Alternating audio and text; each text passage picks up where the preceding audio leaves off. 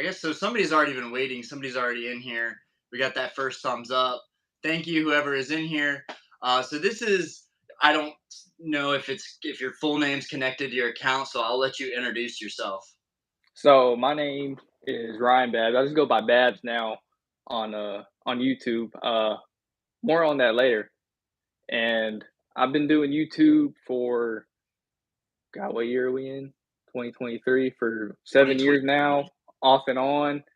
And as time has gone on, I found myself just creating different types of content. And then now I have a channel where I focus on cards only, and that's just RBS Cards. Go on his last video, you'll see where I commented on it. But And I'll put that in the description on Instagram. Just send me the link to your channel, and I'll post that in the all description. right, That way, hopefully you can get some following from this channel. That's the whole point of these, is that they're supposed to be beneficial for everybody, and then people get different perspectives. That's my favorite part about Market it. Scraper, what's up? I don't, can What's you see up? this? What's up, Do you see guys? the chat on your end? Oh yeah, I see it on my end. Okay. It's just on my phone. It just scrolls. It's super easy. At first, it annoyed me that I couldn't do it horizontally, but then I see when it's actually uploaded, it shows Yeah. them next to each other. So I'm very happy with the setup now for doing these live togethers. It's super easy with YouTube and Market Scraper. I'm meaning to get you for a live. We should definitely do a live soon and have a discussion, because I'm sure you'd have a lot to talk about as well. We got Chaos. We got Oh, I Chaos see it in the on. Oh, I see building. it on my phone now. I see the chat. All right, Yeah, it's I can awesome. look It's at it awesome. And wherever. when it goes away, you just scroll up and you can see all the old chats. So what's up, Chaos? Um, okay, so what is your backstory? What's your age? What do you do for a living?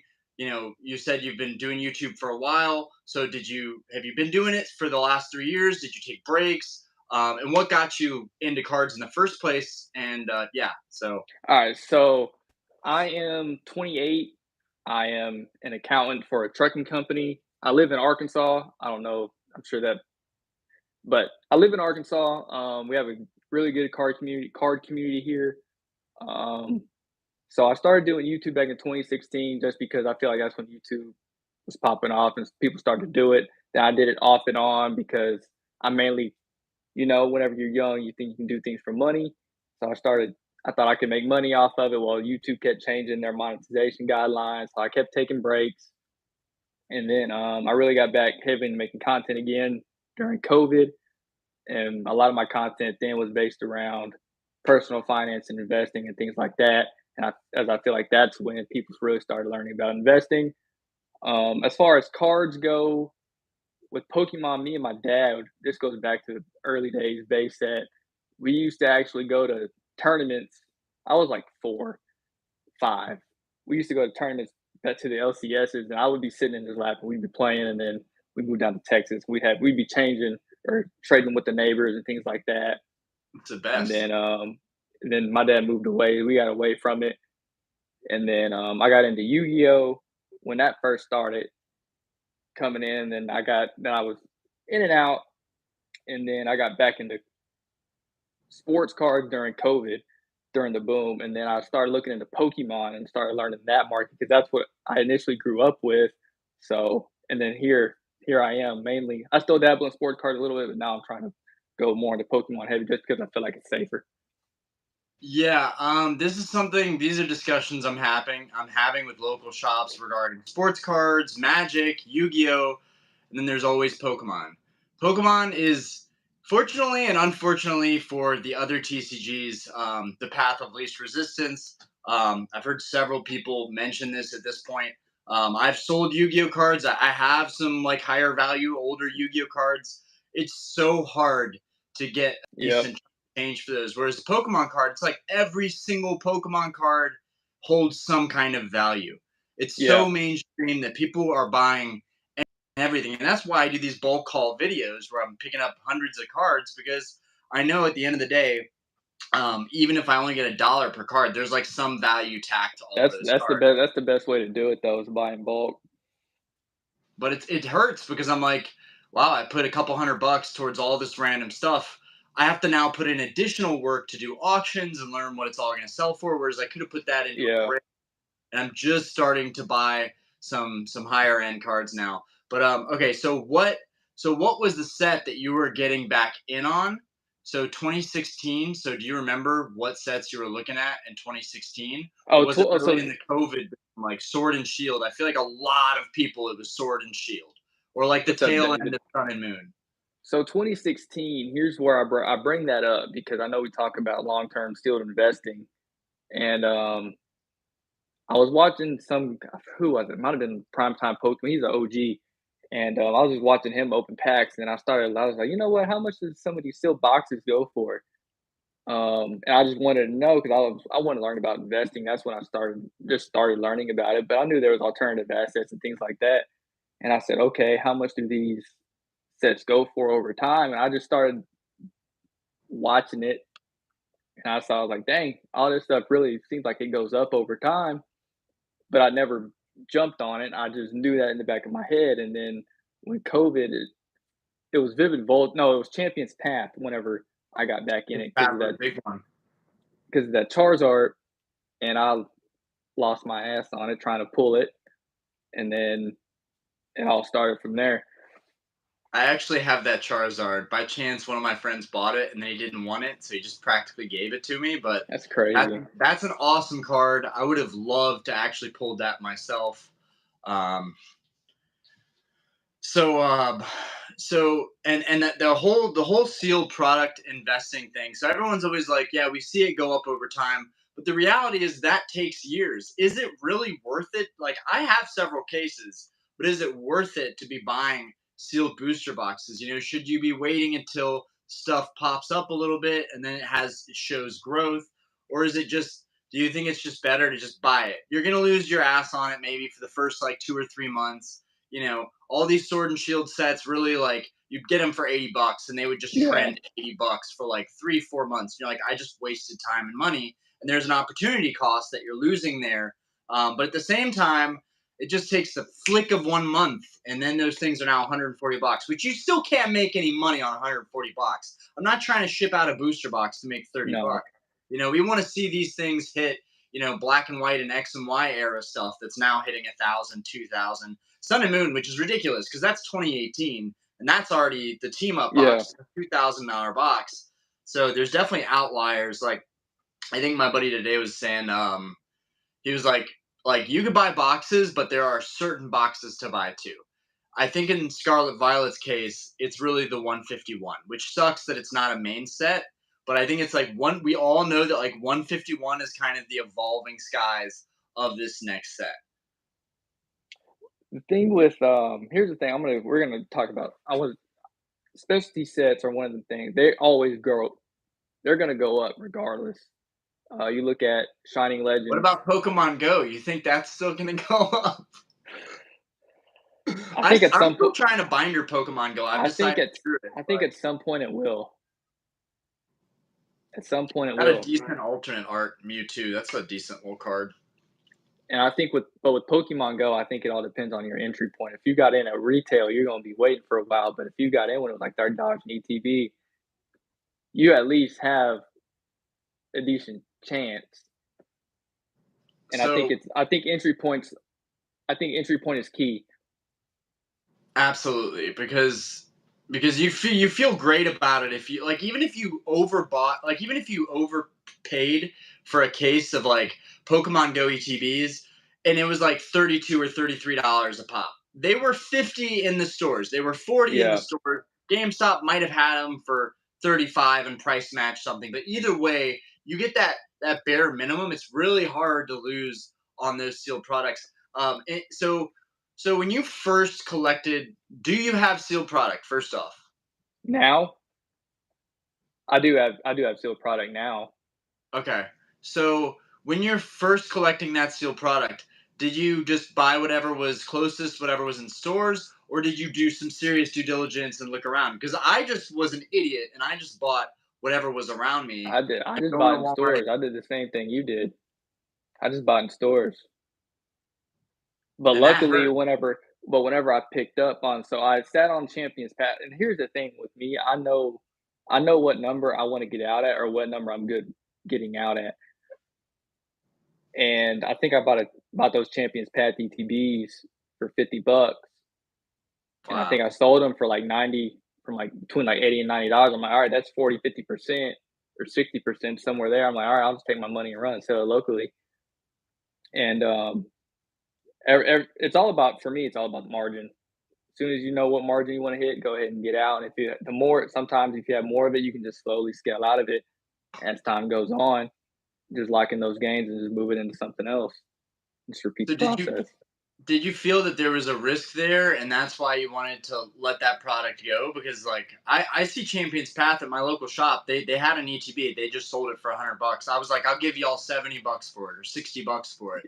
And some kid came in there and paid $100 for it. So do you think, and I think Champions Path is one of those special sets that is going to be like a $200 ETB next year. If it is at the tail end of next year, will you be regretful? Like, damn, maybe I should have just held on to that a little longer? Or are you thinking, no, there's always another thing to No, roll into? no, because there's always something else. Especially if you know what you're going to put it into. There's always something else. So what are you looking at right now? Like what are the prime things that you're thinking about collecting right now? Maybe some single cards, maybe some grail cards, like or even maybe not necessarily what you're looking for right now because maybe you're just watching the market, learning about things.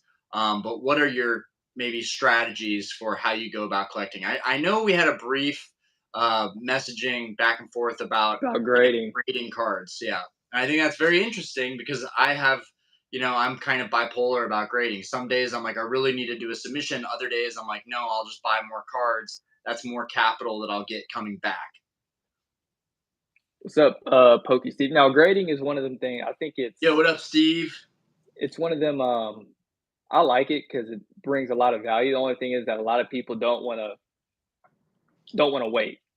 That's the thing. A lot of people don't like waiting for grading. I have a submission over here on my other table of stuff that I'm getting ready to send off. Here, I'll just go ahead and take it over Yeah, here. go for it. Go for it. And feel free to like show off some things that you love. That's like one of my favorite things about the lives. And this is all like none of these cards are expensive at all. But if they hit It's that all 10, they can really get that premium. and there is some Japanese in here too, which I've learned that Japanese grades a lot better.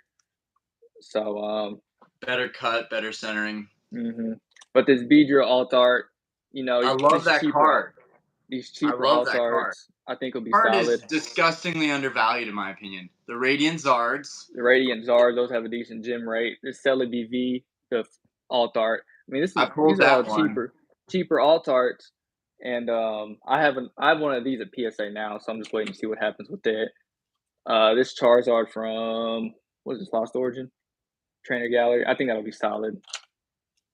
Black and Gold Rayquaza. I think these are hard to hit. Now, Misty's Determination. I know you think you just picked one of these up. I bought this. Did you watch Nostalgianomics video today? Where you drop? Um, I barely have time to watch other Okay, content. well, To be honest. he talked about how he bought a lot off eBay, and pretty much the same thing with this is that I flipped everything in the lot, so I'm into this card for 0, and I'm into this Pikachu and Zekrom for I 0. love that Pikachu and Zekrom. Yeah, I like that it's neat. card arguably more than I like the alt art version of Yeah, it. uh, Latias and Latios GX. This is the regular one, but I'm into. I think I traded for this a long time ago. So that's going. This Entei from Ancient Origins is I gonna love that. go. Okay. Secret Rare Pikachu Crown Zenith. Love that Pikachu. This Gyarados EX from Breakpoint. I think Breakpoint. it's Breakpoint. Yeah, that dude, that Gyarados in the secret rare version is Yeah. like I don't care what the pop is on that card. I'm over the moon about that card. I keep looking at nines. Like I'm just gonna keep buying all the nines. There's something I've wrong been with it. looking at some of that stuff. Japanese Tyranitar. Awesome. I love that artwork. Neo Discovery. Celebrations Blastoises and then some 151. His Charizard. This was like $5. I couldn't pass on it. Zapdos. Couple Blastoise. Zapdos full art. I don't I know feel like why. I'm gonna send this Mr. Mama. I'm gonna send it there you go. Mew and then this Nidoking. So that's all that I got Oh, saved to that's go right that's a now. 150. That's the 151 Nidoking. Yeah, that's the 151 Nidoking. Yeah, I love that card so much. That's such a great Nidoking. That's such a good artwork. Now someone had a comment that I just wanted to see here. Um, would you guys recommend getting into TCG by flipping singles, buy low, sell high? Um, it's different for me. It's different because I'm going to these local shops and I'm like forming really, really good relationships. And even the dollar cost average that I'm getting paying cash using my tips from the bar, it still doesn't seem like it's good enough. And I'm also wanting, I think, to do a lot better than I should be. Like, I'm wanting to keep half the cards and still make a profit. And that's part of the issue. I think if you're buying stuff Yeah. in, and you have an intention to sell all of it, then you're golden. But if you're trying to keep stuff and have a profit margin, that's going to be really, really difficult. Yeah, you gotta figure out what you wanna keep and what like, the main thing is buying lots in bulk, but you also have to know what you're looking for. Like, the main reason why I bought that bulk lot was for that because I missed its determination, but I also saw tag teams in there, and I knew tag teams were hot, so I'm like, "Okay, I know these are gonna move pretty quick." Yeah, tag teams are 10, 15 all day. So, as soon as I got it in, I listed all the main stuff on eBay, got my money back out, now I'm into those for nothing, and then I have all my other like, all the smaller stuff, I just have it listed on TCG Player just waiting. It's just sitting there. So that's So just did you free pick money up coming in. So did you pick up that lot? You picked up that lot off eBay, right? So it was the ones with the Missy's determination and Pikachu and Zekrom. Like this 151 was a Facebook deal, except for the Charizard and the Zapdos, the regular EX, not the full art. The two alt arts, the Blastoise celebrations, the Rayquaza and all that was a Facebook deal. I think he was getting out of the hobby and he decided, I'm selling this stuff 75% TCG. So I just told him what all I was interested in, and then it was kind of funny because he tried to charge me extra $5 extra shipping, even though he lives like an hour and a half away. But it is what it is. I still got it all under comps, and so Do you have any local shops?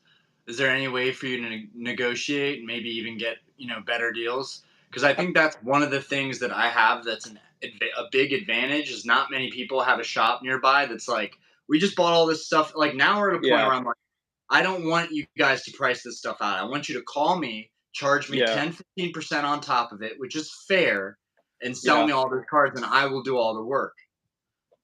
I have a shop. I actually have two shops. I have a shop 5 minutes away, 5 minutes away from me. One's downtown. One's like right off the interstate. One of them is mainly a sports card shop, and they're So getting they well want to get known. rid of their Pokemon stuff, maybe. It actually does well for them whenever they sell it. It actually does real well for them. Someone actually pulled.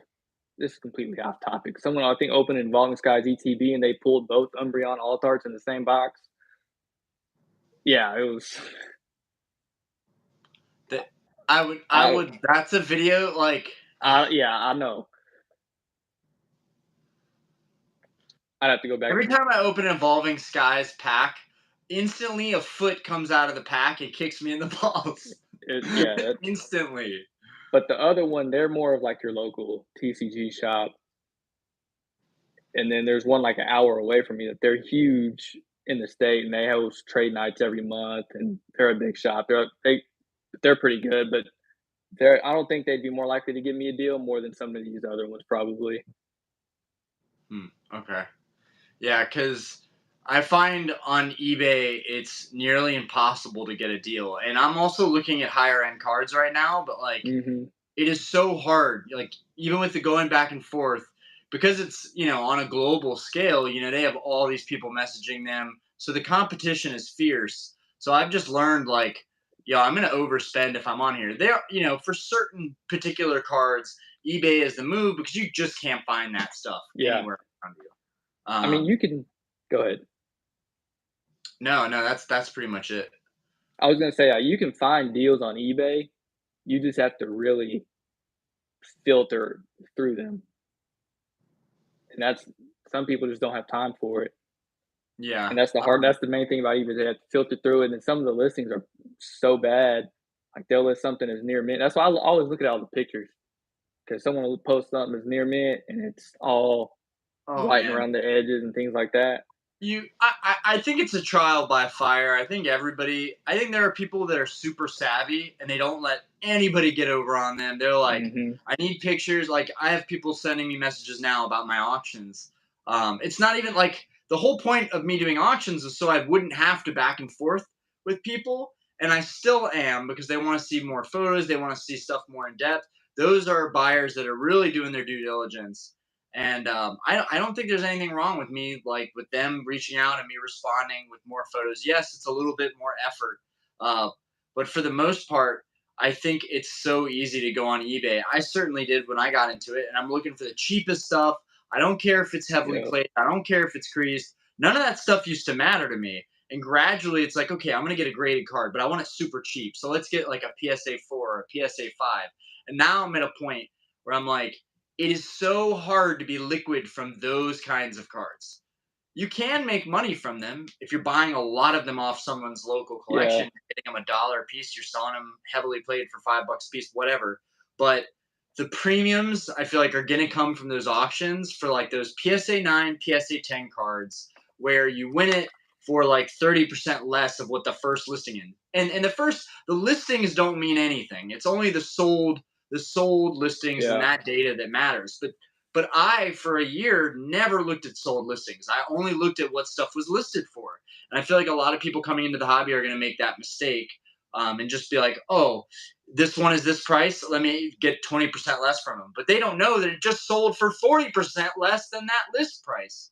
So I think a lot of people are going to make those first mistakes. And I don't know. People got to have more due diligence and take time to really look at this stuff. What do you think So about and that? and here's the thing too with grading. Grading, it tells you what the condition of the card is. There's really no questioning it. I mean, you can question it because sometimes, like your 9 that slipped through earlier with that divot or whatever it was, Oh, sometimes dude, that I was happens. beside myself. Just Sometimes beside my. that sometimes that stuff happens, but it's hard to argue what the condition is in a slab. Well, you can't argue the value, which sucks from the No. buyer standpoint because the buyer's like, oh, this is a 9, it's worth this. Once the slab is graded that way, it's graded that way, whether that PSA grader was having a good day or not. Mhm. But it sucks for like this is part of the reason that I don't really want to collect nines because it's so close to mint, yet it still has that imperfection. Like I'm going for the 9 that has like dots of whitening on the corners or on the edges. But once it has any kind of divot, anything weird Yeah. like that, I'm like structurally the card's destroyed. Like that's it. So it really infuriates me because it is really subjective. My friend the other day that saw the video, he was like, "Dude, that should have been an auto 6." And while the card is truly mint, yeah, the grader. I mean, don't they have is PSA like I don't know. Does PSA not have scanning at all? Because I know AGS shows you like a thermal, but does PSA not have that at all? Is it When it completely up when to the it's in grader? Because that's ridiculous. when it's in the slab or before the slab. Before the slab. I'm not sure how 'cause so PSA, they grade like 1,000,000 cards a month, so I don't so whenever I think us, honestly, we probably evaluate our cards harder than they do is what I think. Now, obviously, you can tell if some things are off-centered and things like that, or if there's whitening around the corners, but I really don't think that like, they're not gonna look at it with, like, 100x magnification. Now, could here's what I think happened with that 9. I think they were just looking at it, and then maybe they didn't have it at the right angle, and they just couldn't see it. And then whenever you saw it on your camera, you could see it in Well, I person. So went that's what back I to the think. list. They it actually had the divot and in the Oh, listing. really? I was like, Orion, you just jumped on this like a typical noob. Like I was beside myself. Like, yep, there's nothing I can say because, and people do that with buying my stuff too. They'll like grill me about a condition and then be like, I'm so sorry, you had everything in the Yeah. listing. It's like you really do have to go through all the photos, read the whole description. But this hobby is very instantaneous. To Horizon's question, the Nintendo 64s, I got those on eBay. Gaming stuff, consoles were like kind of hot like in the months that I was looking at that stuff. But I'm not buying consoles, Game Boys, any of that stuff right now. I'm taking a break because it's the same thing as cards. You get a console, it's got a ding, it's got a crack somewhere. It's almost even harder because the console has so many areas, that it could be damaged. So I'm taking a break on that. I have Pokemon Leaf Green on the way. I have almost every single Pokemon game up to Gen 3. So I'm missing Fire. I'm missing Red now. I'm missing traditional Red. Yeah. I keep losing. I cannot win a Pokemon Red to save my life. And they're not even sealed, which is even more frustrating that these boxes are open and people are like 300-400 all day for these boxes if they're near mint. And the What's up, sealed Jake? ones are like, $1,000. It's crazy because it's just a Game Boy game, but that's the value of nostalgia. And then I need Pokemon Crystal, which regularly sells for like 600-700, which is ridiculous. It like I don't understand it. But anyways, I wanted to grab this Rayquaza real quick. If Horizon, do I anybody, have are you asking that to me or both of us? Which I can get onto that topic too. I don't know if I'm going to keep this Rayquaza, but I wonder if anybody is going to be able to see it in the chat. If you guys can see that little divot on this 9, it's just right over the eye. But it's still a beautiful card. I'm Did just you with that so did you slap a bin on it or did you get it for auction? auction. So here's the thing with that I've Somebody had noticed. put a bid for 310, and I was like, that card I know can be sold for 400 or 500. And my 8, honestly, I like my 8 more. So this is probably gonna go up for auction. As long as I can get what I paid for it, I'll be happy. Like I don't even care about making anything on it. But frustrating paying a And premium like that, paying $320, 340 pretty much 340, 350 after tax, like kills me. And now here's I'm the worried about thing. that with the gold stars and the shinings and the crystals. Like, if I get another 9 and it's a Grail card, like $1,000 card, and it's got something like that, I'm gonna lose it. So And here's the thing too about auctions and grading. I will say this, or auctions and what up, J bins. Vibes? What up, Joe to Jake? So Go what on, set is that continue. from? Dragon is that Dragon's Exalted? Yes, that was Dragon's Exalted is the GOAT for that card. That card in Japanese, I don't say this a lot, but that card in Japanese and this card in Japanese, the Charizard EX in Japanese, those 2 cards are phenomenal, and I have to get my hands on them at some point. My buddy has a PSA 10 Japanese Exalted Rayquaza, and or Dragon Blade, and it just the Japanese cards, like, why can't we just get that quality in the U.S.? Like, I just really Uh, wish we could get that all quality right. in the. So here's the thing. You got yours for what? 310 you said? Somewhere around Yeah, there? and then there's tax tacked on top of that. All right. So I'm gonna get in. Someone asked about LC. I'm gonna get into that point here in a second. Um, so I just looked up comps for that. And here's the thing. On I hate you, auctions, Chaos. if You you're and gonna your free buy Pokemon games. if you're gonna buy slabs for Pokemon, get them on auction because they go cheaper. Because the bin sold 2 days ago for 585.75 that same card in a 9, and it's a PSA old slab. Wait, what? So you're not isn't the it's Dragon's Exalted Full Art, right? Yeah, 123 out of 124. One yeah. sold 2 days ago for 585.75. Someone slapped a bin. Okay, for a 9. Yeah, for can I swap my camera around? I thought you were saying like one just sold the other day Is for that the 100. same one?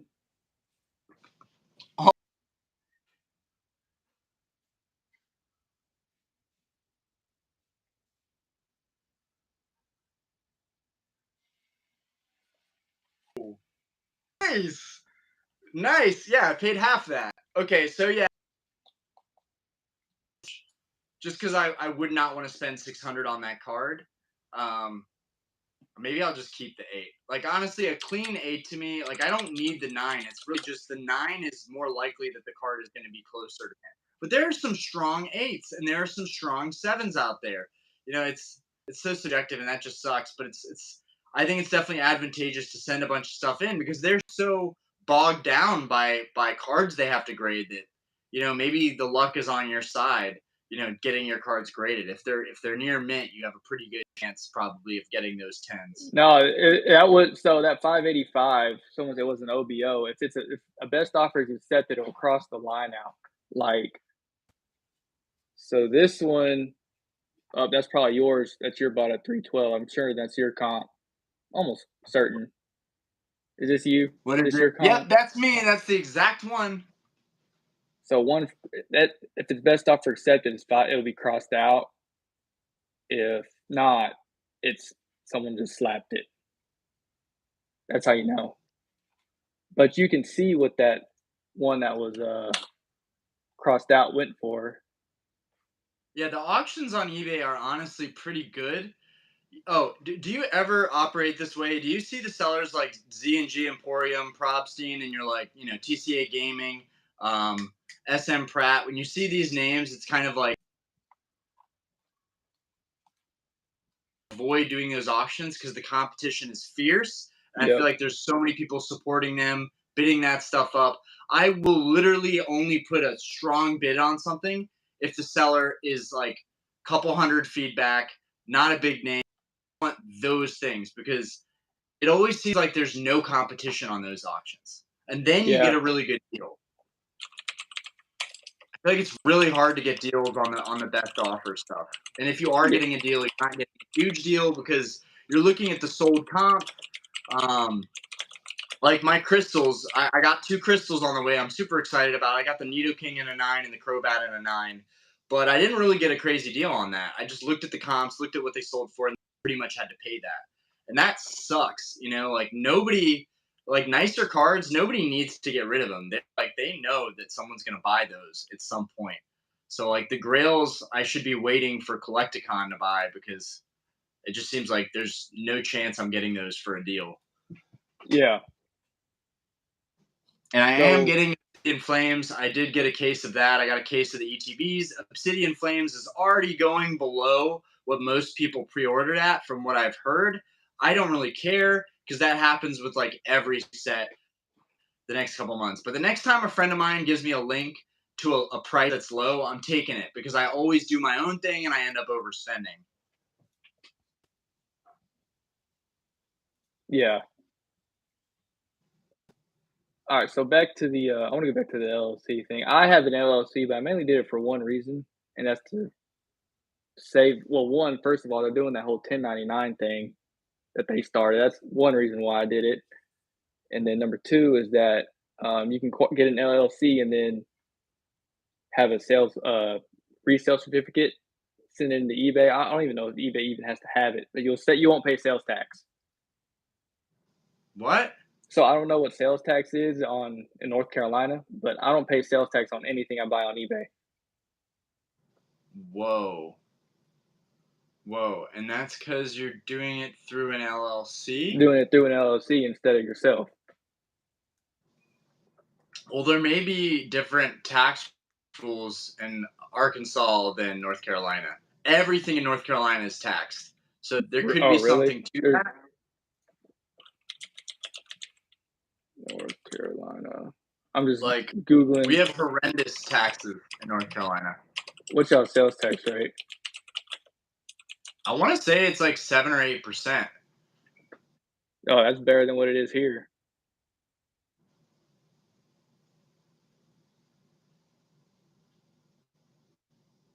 But I'll definitely have to look into getting an LLC, a reseller's license, if that would help me from the tax side of things. That would be huge. Because you can save so much money on it.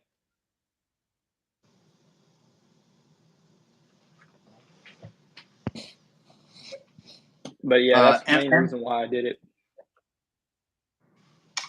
Empire of Nostalgia. Bro, I thought you were not buying anymore. I'm not buying any more junk.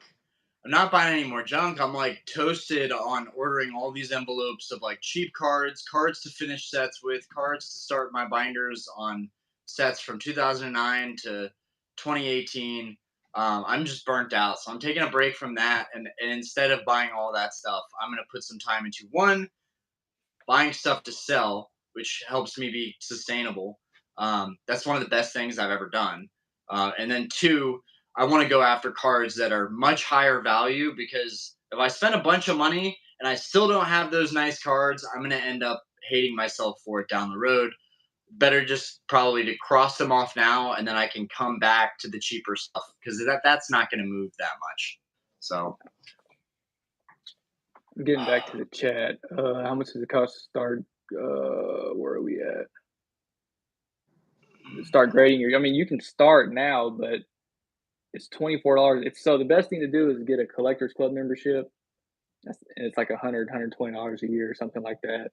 But the thing is, they send you like a credit to this app called Loop. It's like Whatnot, but they do breaks and stuff like that. And they some sellers do have Pokemon, so you get that credit. So essentially, it's free if you look at it. You're getting free Pokemon product. But you can do bulk for $15 a card,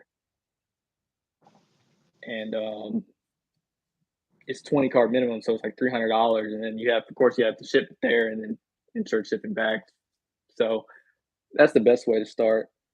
Um, seems like it feels like that adds up very quickly. Just yeah,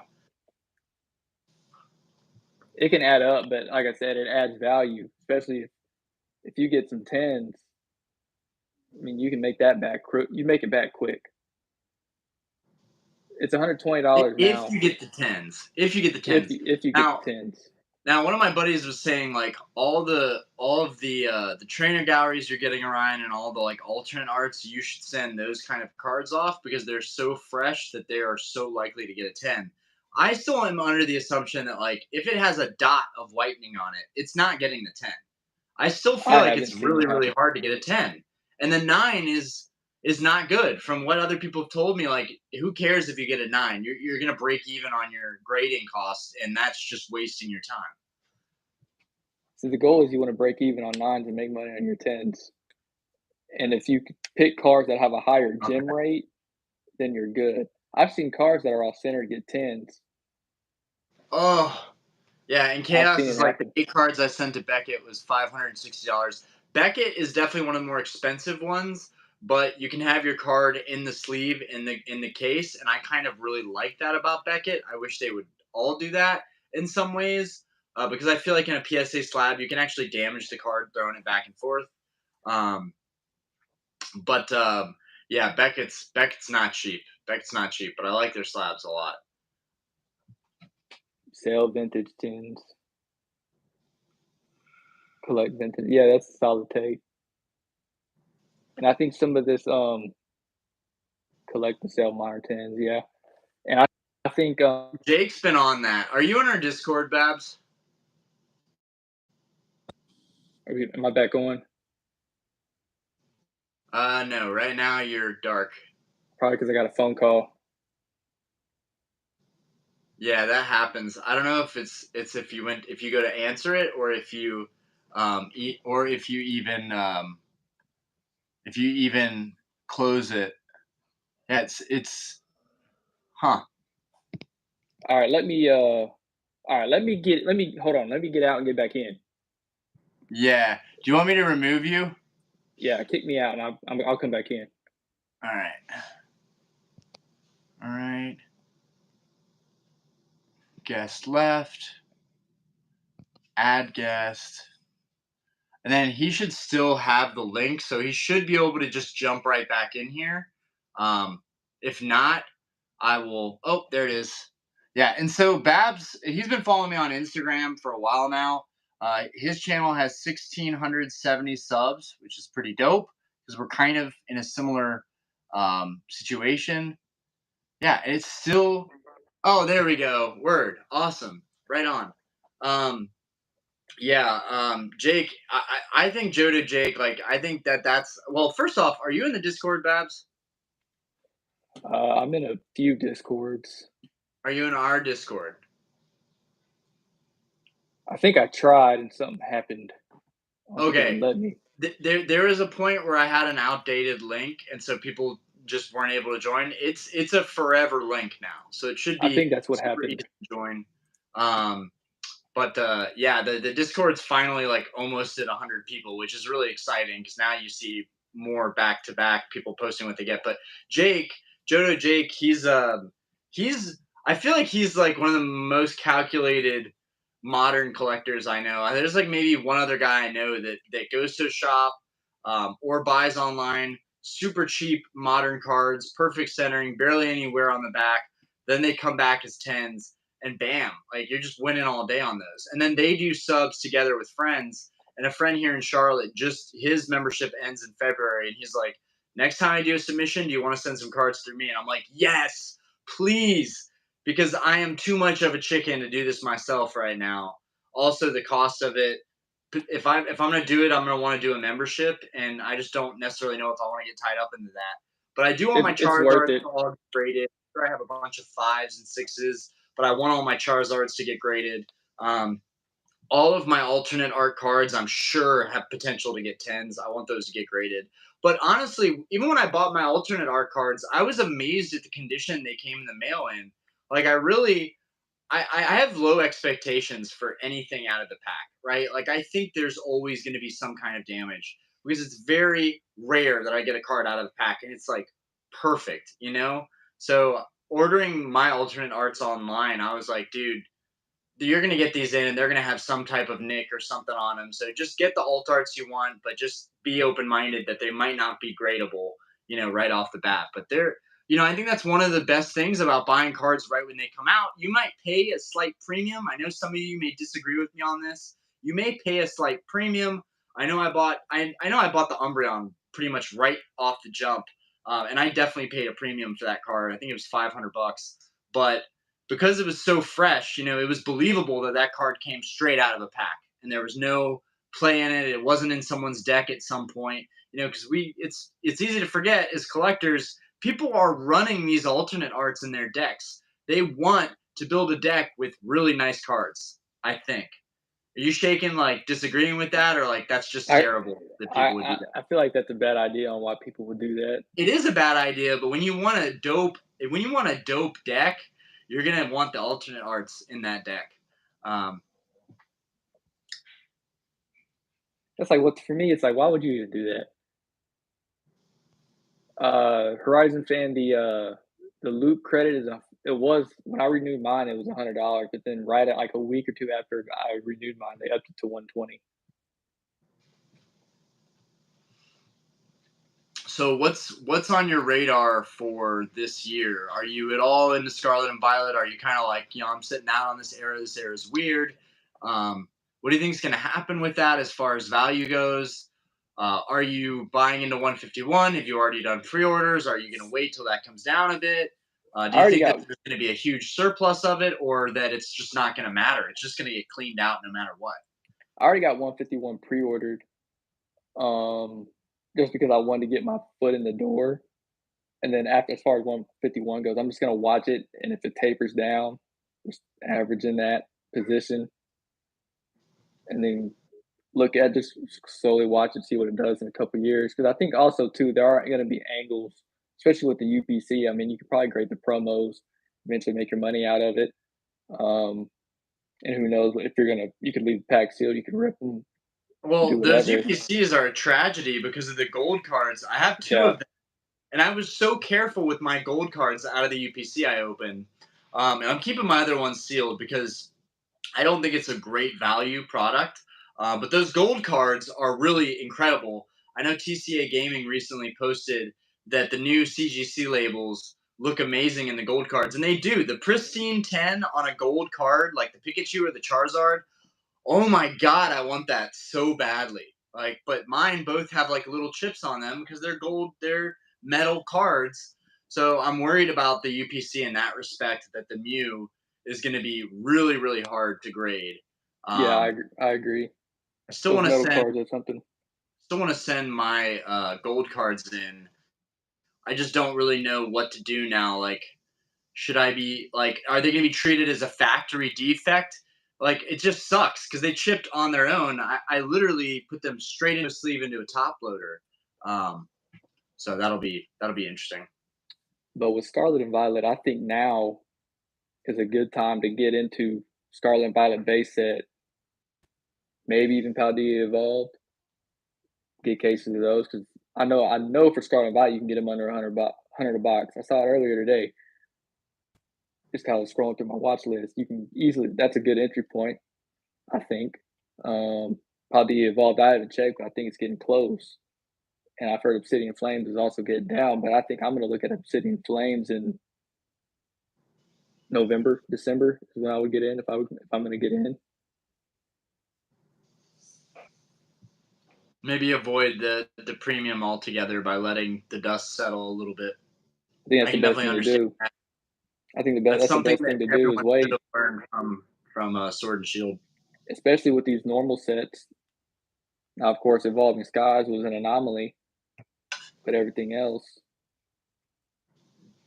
Horizon fan, these card sets suck. So I think people are. I think it's easy for people to like the product that's coming out right now if they've been current throughout. Like they've seen the changes, they've grown with the changes. But if you're coming back into the hobby, yes, the sets might look like they're not that great. Prices are getting hammered. I, for one, actually kind of like that. I think that the Corridon and Miradon look awesome. And I'm very critical. Like, I'm harsh on sets. But Corridon and Miradon, I don't know if it's because I like lizards, but I think those Pokemon could be huge down the road if given a good enough alternate art. And then, which they already have. I think the Corridon alt art with Inside of the Jungle, I think that card is ridiculously undervalued. And I think, like Chaos said, people hate the sets in the time that they're in. And then down the road, they look back and they look awesome. You've got the Gyarados, the Arcanine. Those were people were really excited about that when base came out. People were popping off yeah. about base, and I then got some you've got the Japanese. Miriam card, which I don't even like waifu, but I think the Miriam card is amazing looking. The way that it shines, the colors, the pink, I think it looks great. And then Paldea, you've got the Raichu, the Magikarp, the Tyranitar. Those are some, and the Iono. Like, whoa, like, and Chaos has pointed this out. We have solid cards in these sets, and they're affordable. They're like, I would rather have them be printed into the ground and be affordable now, and you can get several copies for cheap. Because down the road, it doesn't matter how much they print it. They're not going to be easy to find in 10, 20 years. I really want to hold on to a lot of my like full arts and trainer gallery cards. I think they're all going to have value down the road, but it's also opportunity cost, right? And like Yep. you can put a couple grand into a set and be like, wow, I'm putting a lot of money into this. But then you've got a couple grand tied up for several years. Whereas if it's in a 4% account, which is very standard right now, you're getting money on that every month. Like, and what do you think about that right now with like you know about finance? I majored in finance, so it's ironic that I'm so knee deep into Pokemon. But there's a lot of people that I think in the finance world, in the business world, that have It's business degrees, master's degrees, and they're like, this Pokemon thing is really lucrative and interesting if you do it right. yeah, Um, I've noticed. I mean, I've noticed from other people and that I've talked to that have accounting or other business degrees that they're it's not even just Pokemon, it's other collectibles too that they see that. And here's the thing, I think with I just want to talk about doubling money real quick, especially for investing.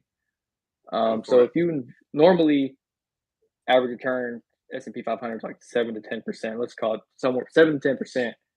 It'll take 7 years for that to double. Pokemon, I think you can see it a lot quicker than 7 years just doing sealed Sure. investing. So I think it's you can grow your money faster, and there is somewhat of a floor. To an extent, there's a floor. Well, there's also storage capacity, which I'm dealing with Yeah, right now. Like, you're not trying to lose your spouse or your relationship because you've got boxes all over the place, and that's kind of what happens if you want to have a really big position. Um, One of the guys, Steve, that popped into our stream. I don't know if he's in here now, but he was on Nostalgianomics. I did a I stream with them. It was I eye know what you're opening talking about. Yeah, because I was a goofball with my Charizard shirt. I'm like, I love Pokemon, and these guys were really talking about it more at an analytical angle of like, I bought a crap ton of these booster boxes. at $80, sat on them, had them all over the place, and then flipping them for $400. Yeah. I've never really looked at it like that. So that live fundamentally changed everything I think about Pokemon. Like I'm buying stuff for the displays, I'm buying stuff that I like. I'm not thinking so much about value, and that's very irresponsible. But I also felt like that's what would make my channel stand out too. That I don't have like guidelines, that I'm kind of like just doing whatever I want, and I feel like it'll work out in the end. But now I'm like, you have to have the motivation and you have to have the discipline to buy a bunch of this product, not open this product, seal it properly, which is another thing. If you have a bunch of boxes stacked up on each other, mice could get into that. You Yep. could have mouth turds in your boxes, they get torn open. You got to have it in bins. You have to invest more and more to store all this stuff. If you've got high value cards, like right now, I'm trying to figure out if I'm going to buy a fire safe because that's one of my main concerns. Is if everything burned to the ground, I don't have insurance on any of this stuff. I would be devastated.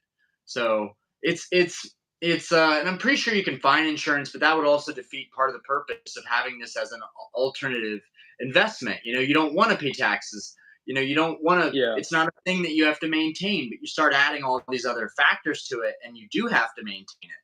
So it's and that leads me into thinking maybe buying high end singles is more lucrative, finding the right price points, flipping those. They're super cheap to ship. They're super easy to store. You can stack thousands of cards in a small space, whereas the boxes really take up a good amount of space, and it's boring, but they are staples, and they do tend to always perform well. I'm very conflicted. I'm very conflicted on like what I'm doing moving forward. I'm just trying to do it all. I'm trying to buy singles I like, maybe sell those, and I'm also like, but also invest in the boxes, regardless of how long you're going to sit on them. Because one day you'll look back and you'll be like, that totally outperformed, the stock market. And Yeah. I have a biased opinion because I haven't realized any losses, but I've on paper, there's a lot of losses in my account right now. So I put my life savings pretty much into the market, and I've been punished for it. I did really well, and then this past 2 years, 2.5 years have been a nightmare. So I look at Pokemon and I'm like, I bought this for 80. It just sold for 200. Like because I primarily collect theme decks. You know that. You've been on the channel Yeah. for a long time. That's like a weird niche that like there's not money in it, but there are so many niches in Pokemon that you can create money in it. The same thing with these Yeah. stupid booster boxes on the displays. Like there shouldn't have been any value in these. They should have been 20, 30, $40. They're empty. It's paper. It's a box. But the whole Pokemon boom, people are selling these boxes to idiots like me for a couple $100 if they were rare enough. And like you can start to see there's a niche in every angle in Pokemon. And that's exciting because it's tangible. No one can take it away, but at the same time, it can't be manipulated like the stock market. If some whale comes in, buys Yeah. up all of a certain card, a certain box, that could change everything, But I'm ranting. I'm sorry. I know one of them that's I don't know if you ever looked at it, and I think you mentioned it earlier, not in a video, was the PSA 1 because you were talking about pop counts. I think it's Oh what yeah, happened, that whole phenomenon, which I and believe in that if it's a high grade card. But I need to shut up and let you. so I've no, I actually didn't. I got a PSA. I bought a damaged card, thought I was in a PSA. I ended up getting a PSA 1 is actually pretty hard to get. I've tried, and I've gotten 2s every time. But, Really? yeah, you can make money with PSA 1s, Team Pokemon, what up? and if you just get those key cards, like big 3 for base set, gold stars, maybe the shinings, those, like, the good like, the main cards, you can find them damaged. If you get a 1, I'm pretty sure you could probably make money on it. Yeah, there's a guy who helps run one of the shops that I get deals from, and he has a whole briefcase of Charizard ones, like every single Charizard in a one, and he did that very cost effectively because nobody wanted the damaged cards, but he was Yeah, they're cheap. specifically trying to get ones, and that's his niche market. So that's just like what we were talking about. Yo, Team Team Pokemon. Pokemon, what's Yo, up? what up? Thank you for becoming a member. That's awesome. Super rad. Thank you for joining us. Um, but yeah, the whole so I kind of had an argument about I really so I'm looking at gold stars right now. I'm really trying to make deals, even though it's already. I'm like terrified that it's gonna rack up really quickly, and then before I know it, I'll have 5 grand on my Yeah, credit card. I'll be like, oh my god. Like, I don't care how nice these cards are. I feel I have anxiety and I'm uncomfortable owning them. And I don't want that. Um, so, I'm looking at this Gold Star Gyarados, and that's one of like my top Pikachu, Rayquaza, and Gyarados. So, like some of the top ones that I like just have yeah, to have. I love Charizard, but I'm actually not a big fan of the Gold Star Charizard. So that's not even a card that's really on my radar. But the Pikachu I think is insane. The Rayquaza, I love Rayquaza. I did get the Groudon today. I'm really excited for that to come onto the channel. I got the 9 Groudon. I'm trying to get the Kyogre, but the guy said I misread the title. It said New York City local pickup only. I'm like, dude, oh, please I hate that. ship the card out to me. If you want to fully refund me and that takes 5 days, screw it, whatever, but please ship the card out to me. I'm paying top dollar because I want the Groudon and Kyogre as a pair. Yeah, But yeah, so I was looking at this Gyarados, right? A 9 is $3,000. And I'm like, no wonder these pops are so low. No wonder nobody has these cards because they're like, you are drowning financially if you own these cards. And if you own them and you're not drowning financially, you're just doing really well for yourself, or you got them when they were dirt cheap. But I'm yeah, looking at the 8. There was an 8.5 that Catch 'em All Collectibles had. And Catch 'em has a lot of consignments. So I didn't yeah. That's realize what he that does. before. I would message him, no responses back, or like I would get a message that's like price firm. That's because they're on consignment. I now understand that, and so I'm aware of that you just gotta buy it for what it's at. But he had 15% off. There's an eBay thing right now, there's like a certain monthly up to the 25th for 15% off certain home goods, and for somehow Catch 'em All Collectibles got a bunch of his gold stars and Skyridge Hollows on that list. So he had 15% off on the Gold Star Gyarados that was already like 1,600, and it was an 8.5, right? So it's basically a 9, and it Yeah, has way lower pop than the 9. It had 8. The pop was 8. Looking back, I should have just grabbed that card, not cared about anybody else's opinion, because my friend was like, dude, you got to have universal. It's got to be across the board 9s. Like, you're gonna wish you had across the board 9s. I'm not like yeah. that. I don't care if a card's in a 7, if it looks good, if a card's in an 8, if it's in a 9. But like he's kind of influenced me to really shoot for the stars with these cards because the pop is so low.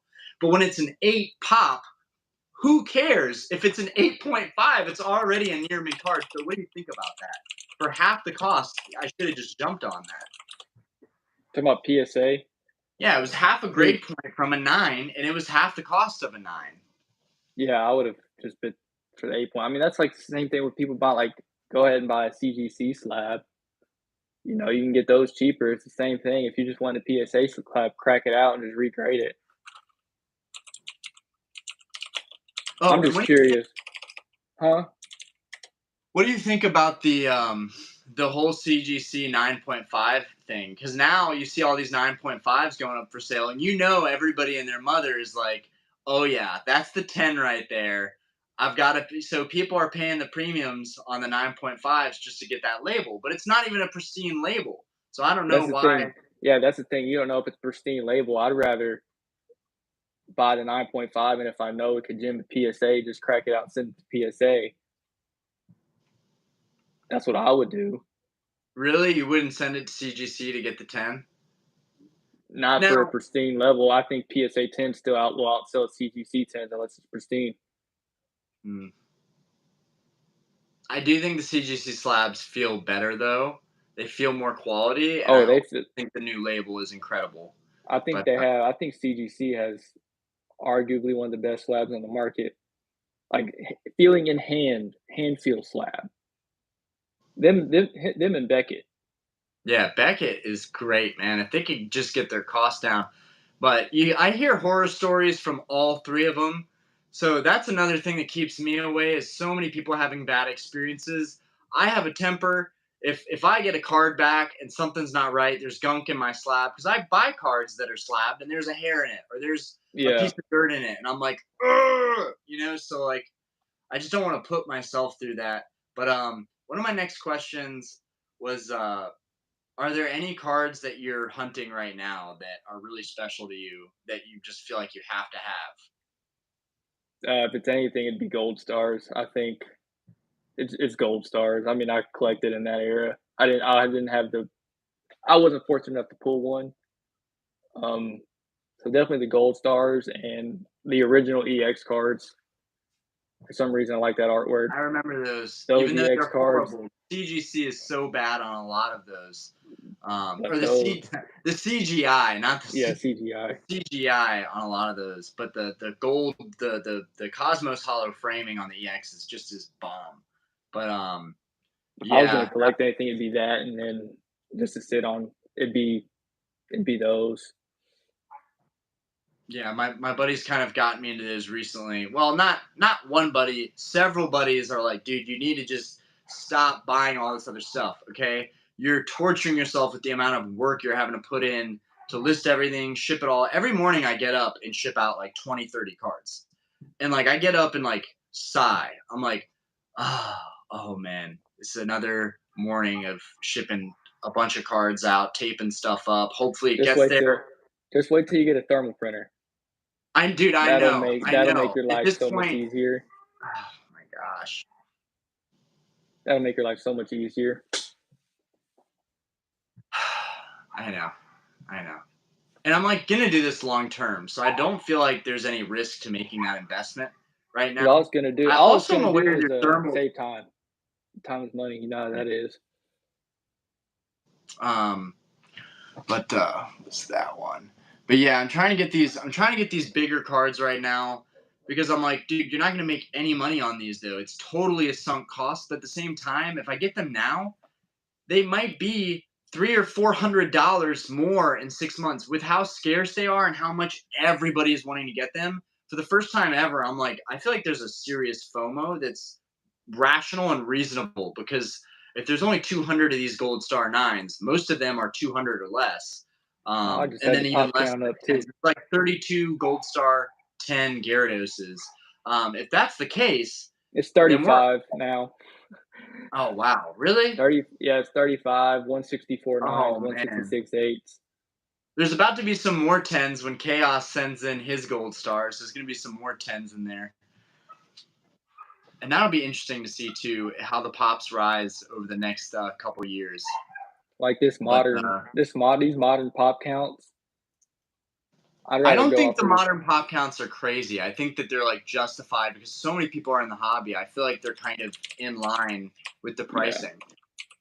yeah, because I think someone said something a second ago about the quantity of modern cards being printed will saturate the market. No, I don't think that because Pokemon, they're gonna print to demand as you're seeing with 151. They're gonna make sure everything's good because I don't think they like seeing these crazy high resale prices on the market. I don't think they like seeing that. So I think they're just gonna. I think Pokemon knows what they're That's a really good doing, point. and it always seems like they're printed to oblivion. But as time goes on, the prices go up, and less stuff comes onto the market. Also, there's attrition, right? Kids are playing with this stuff, they're damaging this stuff. This is America. This And is that's not Japan. And this is why my argument for English is always English is strong because English is not, I don't think it's going to be taken care of. Yes, there's going to be collectors in this generation that are coming back into the hobby, that have been in the hobby, they know how to treat their cards, but there's equally so many kids that are collecting and just don't care about the condition.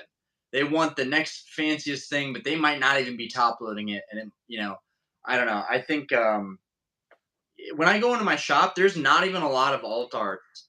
There's not even a lot of alt arts that they have on display. With how much product gets opened in that shop and around that area, the fact that they only have like 5 alt arts when I come in there, that's nothing. So the alt art pull rates are also really, really tough. So I think if we're talking about alt arts, um, I just think those are going to go up with time. So, and I yeah. can't wait to see that happen. Another thing, Pokemon, it's meant to be opened and not to be like just sitting on a shelf and to be. It's meant to be opened. So I think that, like I said, with anything, as time goes on, more of that stuff's going to be open. Even in 5, 10 years from now, let's look at those sets with the alt arts.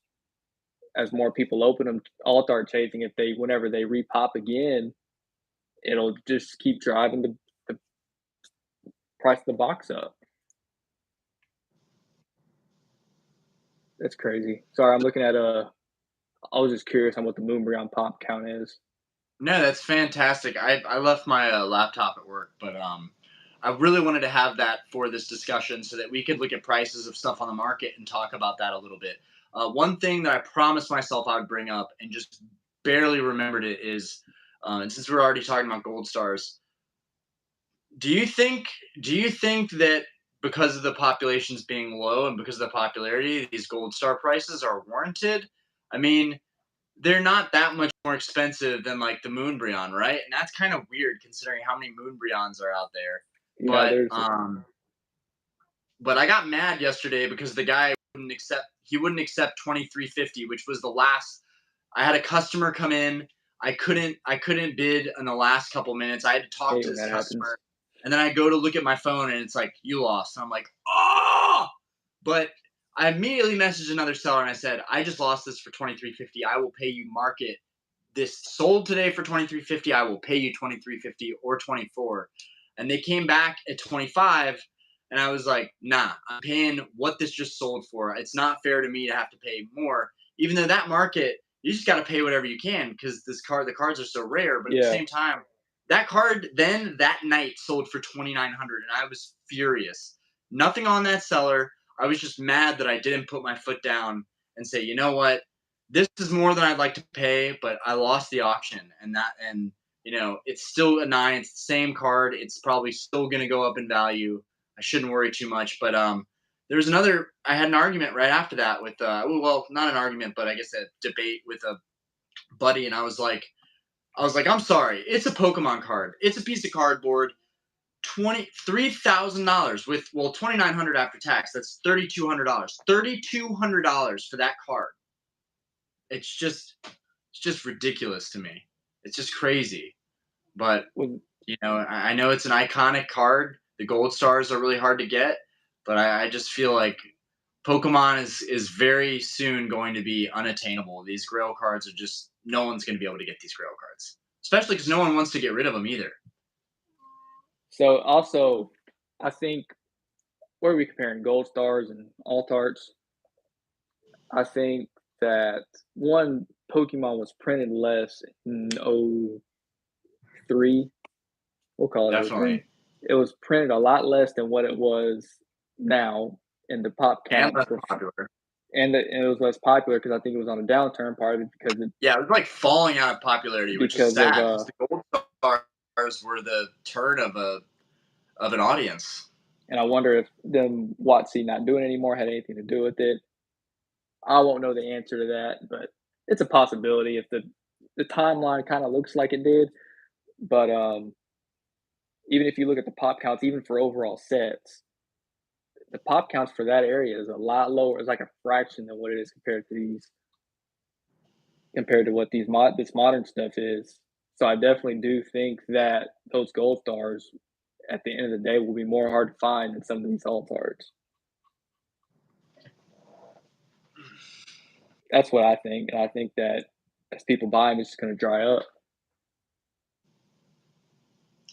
Yeah, like I think at this rate, you could buy that Pikachu for 2-3 grand, and then 3 or 4 months from now, the next one sells for 34, 3,500. Like, because there's only 100, 200 of them. I can't wrap my head around that population, and not to create a hype around that because I don't need more people going after gold stars, right? I want to go after the gold stars. We all want the gold stars, but is it really worth spending the money like just to have a couple of those cards? What do you guys think in the chat? Do you think it's worth it to spend a couple grand on these cards, or do you think it's better to wait it out, be patient, maybe you find a local deal? My gold star Alakazam I picked up for $60 out of a kid's collection. I'm gonna pull that card out. It's super clean. It might not be a 9, it's probably an 8 or a 7. I was But gonna say, you know what you could do? say what? I was gonna say, here's what you could do, because Jake, I meant to talk about this earlier with trading and why you should grade and why grading helps. So if you buy a card raw or however you get it or pull it and you grade it yourself, your cost basis into that card is cheaper, way cheaper than what the value is. So you can actually just use it to trade towards whatever, Anybody think and this use is an that to 8 or trade a up. 9? It looks clean from what I'm seeing.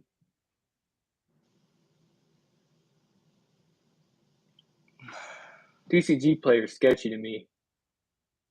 I've heard horror stories about buying on there. I think it's probably going to get an 8, but man, and even an 8, I'd probably be happy with it. But put that one away. I think the gold stars are one of them kinds of cards that always need to be slabbed. You just slap it up regardless. Yeah. That's just how I see it.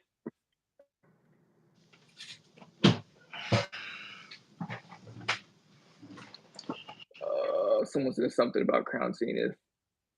Crown Zenith is such a good set. I think in the long run it'll be at the level of Evolving Skies. I think Crown Zenith is going to be the hidden fates of Sword and Shield. Toiger, the hobby is built upon these grails. The Gengar Master, hot take on my part, but I don't like gold stars. Never did. You know, some of the gold stars look funky, and I've changed my opinion on them since. I actually didn't like the Groudon or the Kyogre, and I think it's about rarity. So, you know, some of them I don't think are that great in terms of the design, the art. The alt arts we have today are really, really spectacular in comparison, but it's not really about that. Unfortunately, some of them do look good. But I think like the Pikachu, I think is phenomenal looking. That's why I love that card. But it's really about the pop reports. I think that's the main reason why everybody wants them. It's just something that not everybody can have. Period. I agree with Jake on the Latios and it's crazy. Yeah, that Those two are nuts. Fire Red and Leaf Green. That set I think is low key slept on. If it's easily repeatable, let it go. Make good margin, let it go. Let it all go. I honestly want to see them bring back Delta species, but I don't see that ever happening. I think some of I those don't see any of artworks those were. coming. I Actually, that's not true. Celebrations had the Gold Star Umbreon in there, which I think is really kind of undervalued and a really interesting card. No, that's one that Especially that was smart of them to do that. Yeah, well, also for people that have the actual Gold Star Umbreon, that was great because they were like, oh, everybody's gonna look up Gold Star Umbreon, and when they see the OG Gold Star, they're gonna be freaking out. Empire of Nostalgia. When buying these cards, you also have to look at those Gold Stars drop 50%. How would that make you feel? I did have a conversation the other day, like, could that market drop though? Because I haven't gone after all those grails yet. It would be so fantastic if the stock market rose, the housing market rose, the economy was great, but people just weren't into Pokemon again. Like, it's a cyclical thing, so that could happen. But because the pops are so low and so many people are now back into the hobby, I think that's just so unlikely. And then the people, if it did drop, I think the people that have those cards already that cherish them would just be buying more of them to wait for that market to come back. I honestly think that's how they would respond. That's how I would respond. I would just buy duplicates until it came back. The Gengar Master, I love the Torchic. The rest look like regular cards. I get the rarity aspect. Flip Flap, Joe, Jake, let them do it. Let them do. So it's awesome. G Windy, what up? Thoughts on tops? I love tops. I opened up this art box pack right here. I have some art box stickers to go over with you guys. I actually am working on an art box and a tops binder for these kind of niche, weird things. And there's a Venusaur in here. I'm not going to go into that too much, maybe at the end. But what do you think on tops? And then I'll scroll to the next ones. But I think that's a good subject to be on. Like the old school, like Topps cards. Yes. And I didn't realize this till recently, but they had like 4 or 5 generations of those Topps cards that went into the other like Gen 3. and I had no idea that like Gen 3 Pokemon were on Topps cards. There's a I huge didn't market either. for that. I thought it was only Um, Gen 1, honestly. and I actually did pull a really nice Dragonite hollow, and I pulled a this non-hollow Zard, which I feel like is at least a 10, or no, I mean at least a 9. The only reason I say that is because the corners are always no. This looks like it actually could be a 10, but I would love to get this one slabbed up. Someone mentioned in the last live that these were the first full arts. That's true. That's a valid That's argument. actually accurate. That's fair. That's a fair argument. When you're looking at just artwork, I don't why aren't the top cards exploding? I don't Really? like the way they look. The only thing I like about the top cards are the chrome ones and like the parallels where you have the like the technos and things like that. I think there's value in those because of how hard those were to pull. But as far as those other ones, I'm not the biggest fan of them.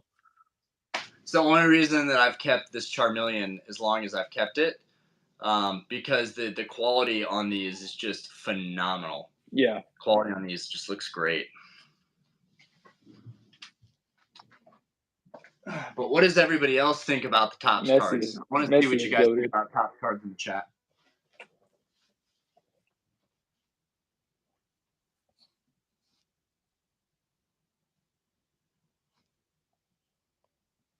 Whoa. Okay, Shiinotic. Regirock Gold Star looks really good, but my grail is the Jolteon. I'm actually trying to get all 3 of the Reggies in a deal, but this seller just won't budge. I just bought 2 crystals from them, and they won't budge on those Reggies at all. And that just goes to show I'm spending thousands of dollars with this seller, and they still don't want to move on the price at all. That just tells you how strong that Gold Star market is. I Yeah, actually like the Reggies a lot. those first appearance ones are crazy. Um, Why can't I see anything? Okay, Chevals. Personally, in my experience, the hobby, my most regretful purchases were when I tunnel visioned in FOMO mode. My best stuff that I'm keeping, I had to be patient and win some unnoticed auctions. I feel that. Flip Flap, where is your world's cards, Orion? I don't even know what that means.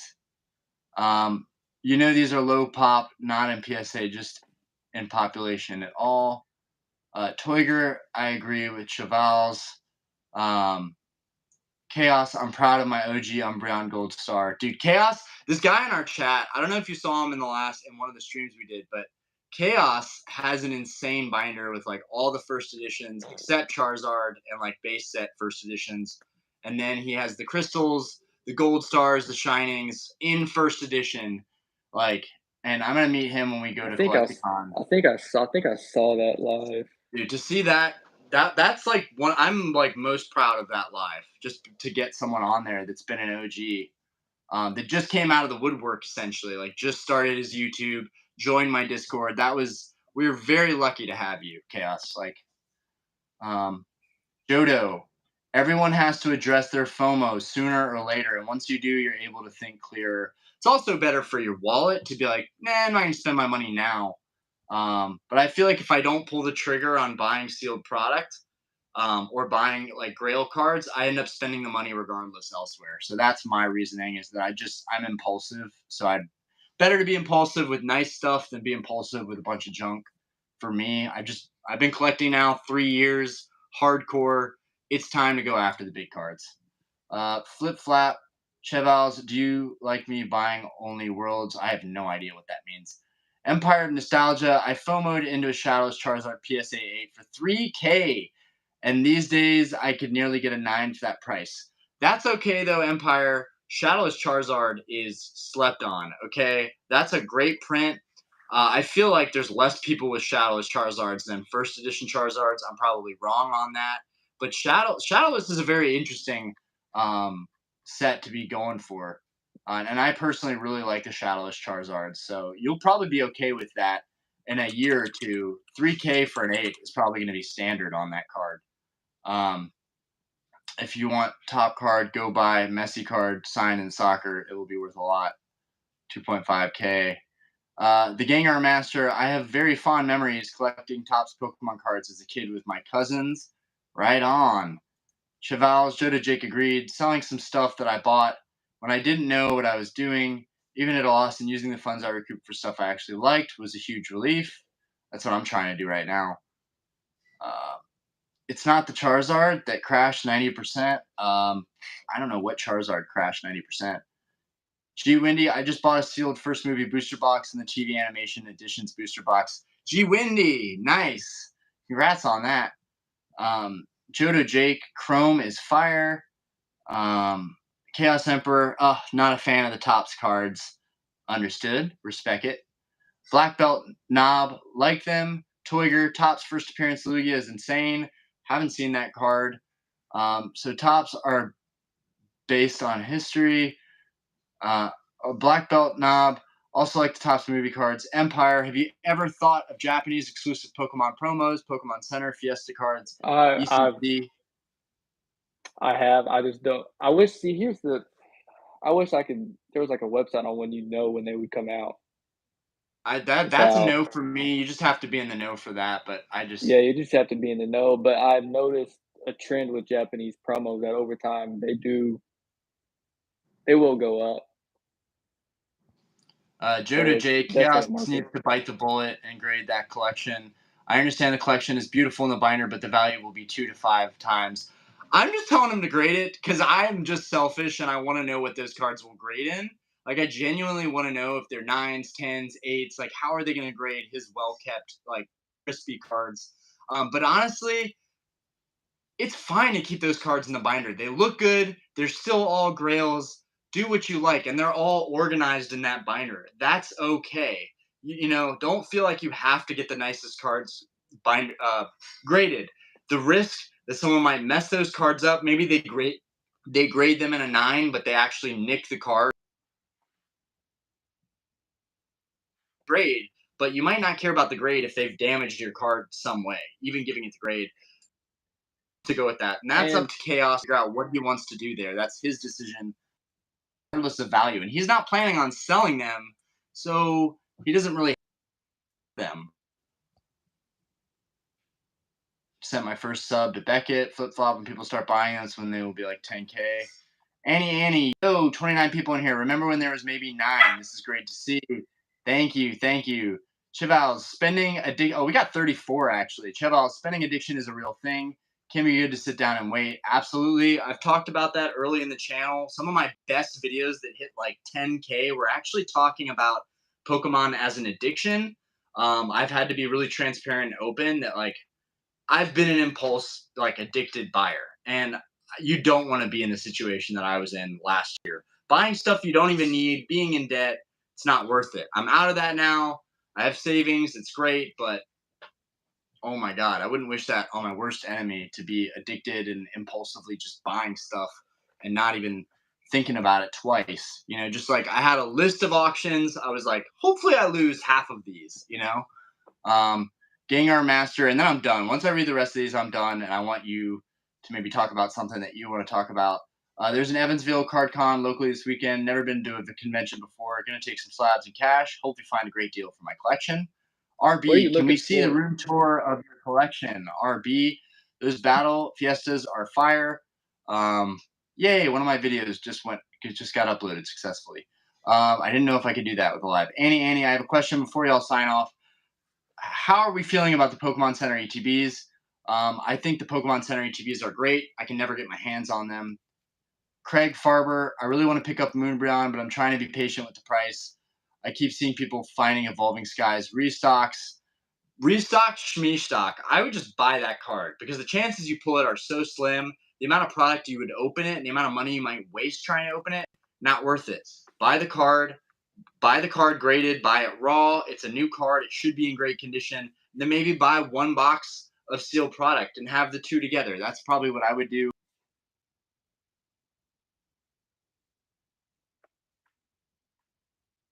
Reliably. I pulled one alt art, thousands of dollars of product. I'll never go back after that. Shovels, Annie, they're better now that you get an exclusive stamp promo and SV block.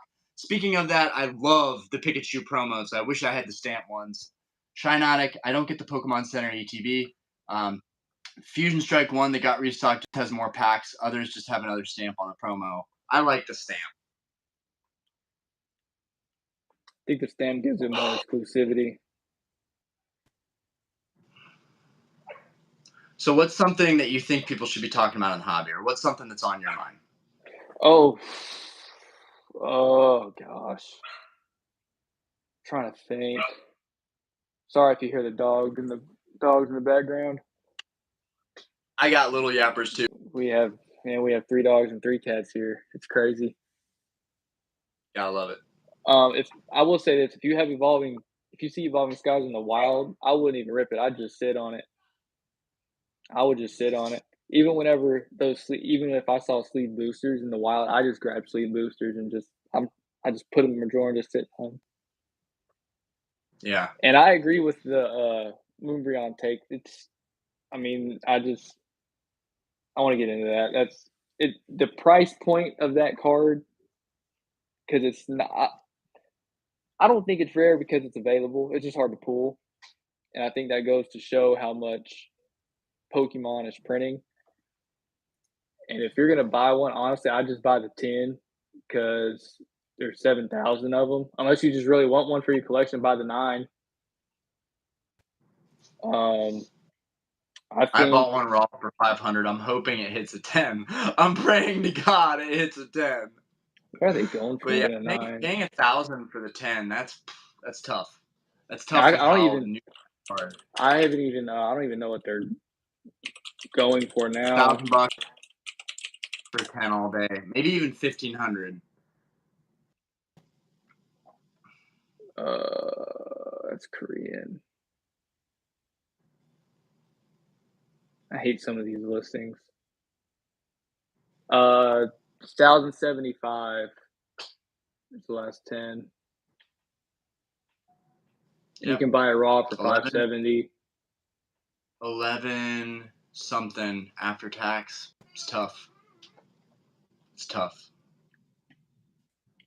I've been looking, but I think something with pop counts is something to even consider whenever you're buying something, you're trying to make money on it.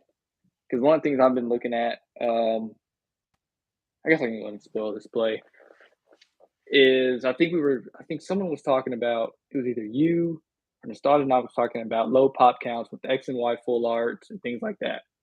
Was that you? So then I said, all right. So then I went back. Dark Explorers Groudon. It's sick. And Japanese, I'm going to talk about Japanese too, because it's The Japanese black it's and weird. white era, the Japanese XY era, those 10s are out of this world. But I was looking at, okay, I said that stuff's low pop. I said, what about stuff that's in Sun and Moon that's low pop? Even still, I even went back to XY, and I found a couple of. I'm looking at some promos on an Umbreon and Espeon promo that's relatively inexpensive, but graded. There's not really much on the market. If it grades a 9, I'm hoping for 9s. Honestly, if it grades a 9, there's a decent premium. So that's mainly the kind of stuff that I'm looking for. Is that if you're looking to flip, you gotta do a lot of research. And the number one place to go, I think, is the pop counts, and just make sure that I just started looking at pop counts. Like I literally like a week or two ago started looking at pop counts. And my buddy was like, dude, it is horrendous that your channel's gotten as far as it's gotten and you literally never look at the pop counts for stuff. Like I'm like going off my gut like this like these two right here are like worthless under a 9. Even in a 9 they're pretty much worthless, but I think that they're just my gut is like these two are so undervalued. But here's the Especially thing. particularly this Umbreon, I feel like Yeah. is like a $3,000 card. Like I just love the quality of this card, the look of it, the artwork, fantastic. But but the thing is I think that era, I noticed that there wasn't a lot of 10s. So if there's not a lot of 10s and those go for astronomical sums of money, people are going to resort to the 9 to get that card. That's the next best option. I just lost the 9 for that Umbreon. It was like 400, I think it went for, and I was like, "Yo, there's no way. If I'm paying 70 on a 9, there's no way I'm paying 400 for a 10. There's no way." No. But same thing with the Lugia, the Fates Collide Lugia. It's the same thing. It's like $1,000, $500-$600 on a 10, but it's like $100 all day in a 9. Gyarados is actually one of the better ones, probably because the pop count is so high. But Gyarados, the XY Breakpoint Secret Rare Gyarados with the gold Hmm. borders, I'm just gonna get it out. I love that card. The No, it's a pop is nice like card. 600 to 800 in a 10, but it's like $400 for a 10. It's about 110 right now to 130 for a 9, and that's pretty much consistent. Like no one is willing to sell me a 9 for that Gyarados under 110 bucks. Where is it? Chaos, I think the question too, or part of the argument is that yeah, the pop counts will grow, but are they still gonna be as clean? Or what condition are those Oh, cards in I now? love this card so Because much. I don't think people back then really took care of their cards or saw it as they do now. That's how I see it. I think now people take more pride in taking care of their stuff because they see the value in it. When back then, no one really saw value in anything, Yeah, I especially feel like people it's our age when hard we to were go kids. backwards from that point.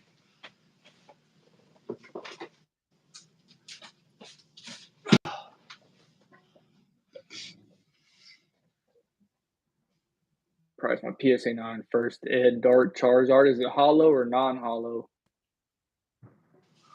That's the question because I had a non hollow version, and I think in a 10, I think I had a non hollow 10 in that card. And I think I had it for like 250, 300, but it comped all over the place.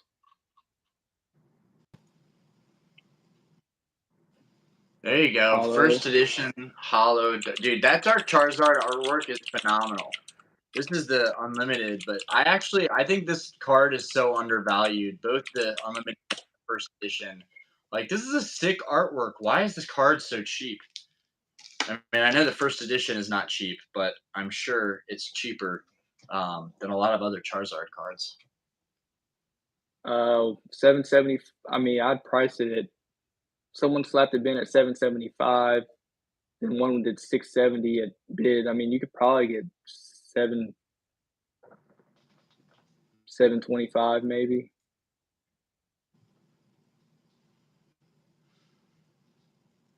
What are the main cards that you're looking to get out of 151? Well, I wish that they did the. I don't know if they are. I wish they brought the Master Ball Reverse Hollows to English. If they did that, I think those would be big long I don't think term. they're gonna do You said what? I don't think they're gonna do that. I feel like that's Japanese exclusive. So I think picking those up, I picked up like a Sandshrew in one of those that Facebook deal. I'm not grading it.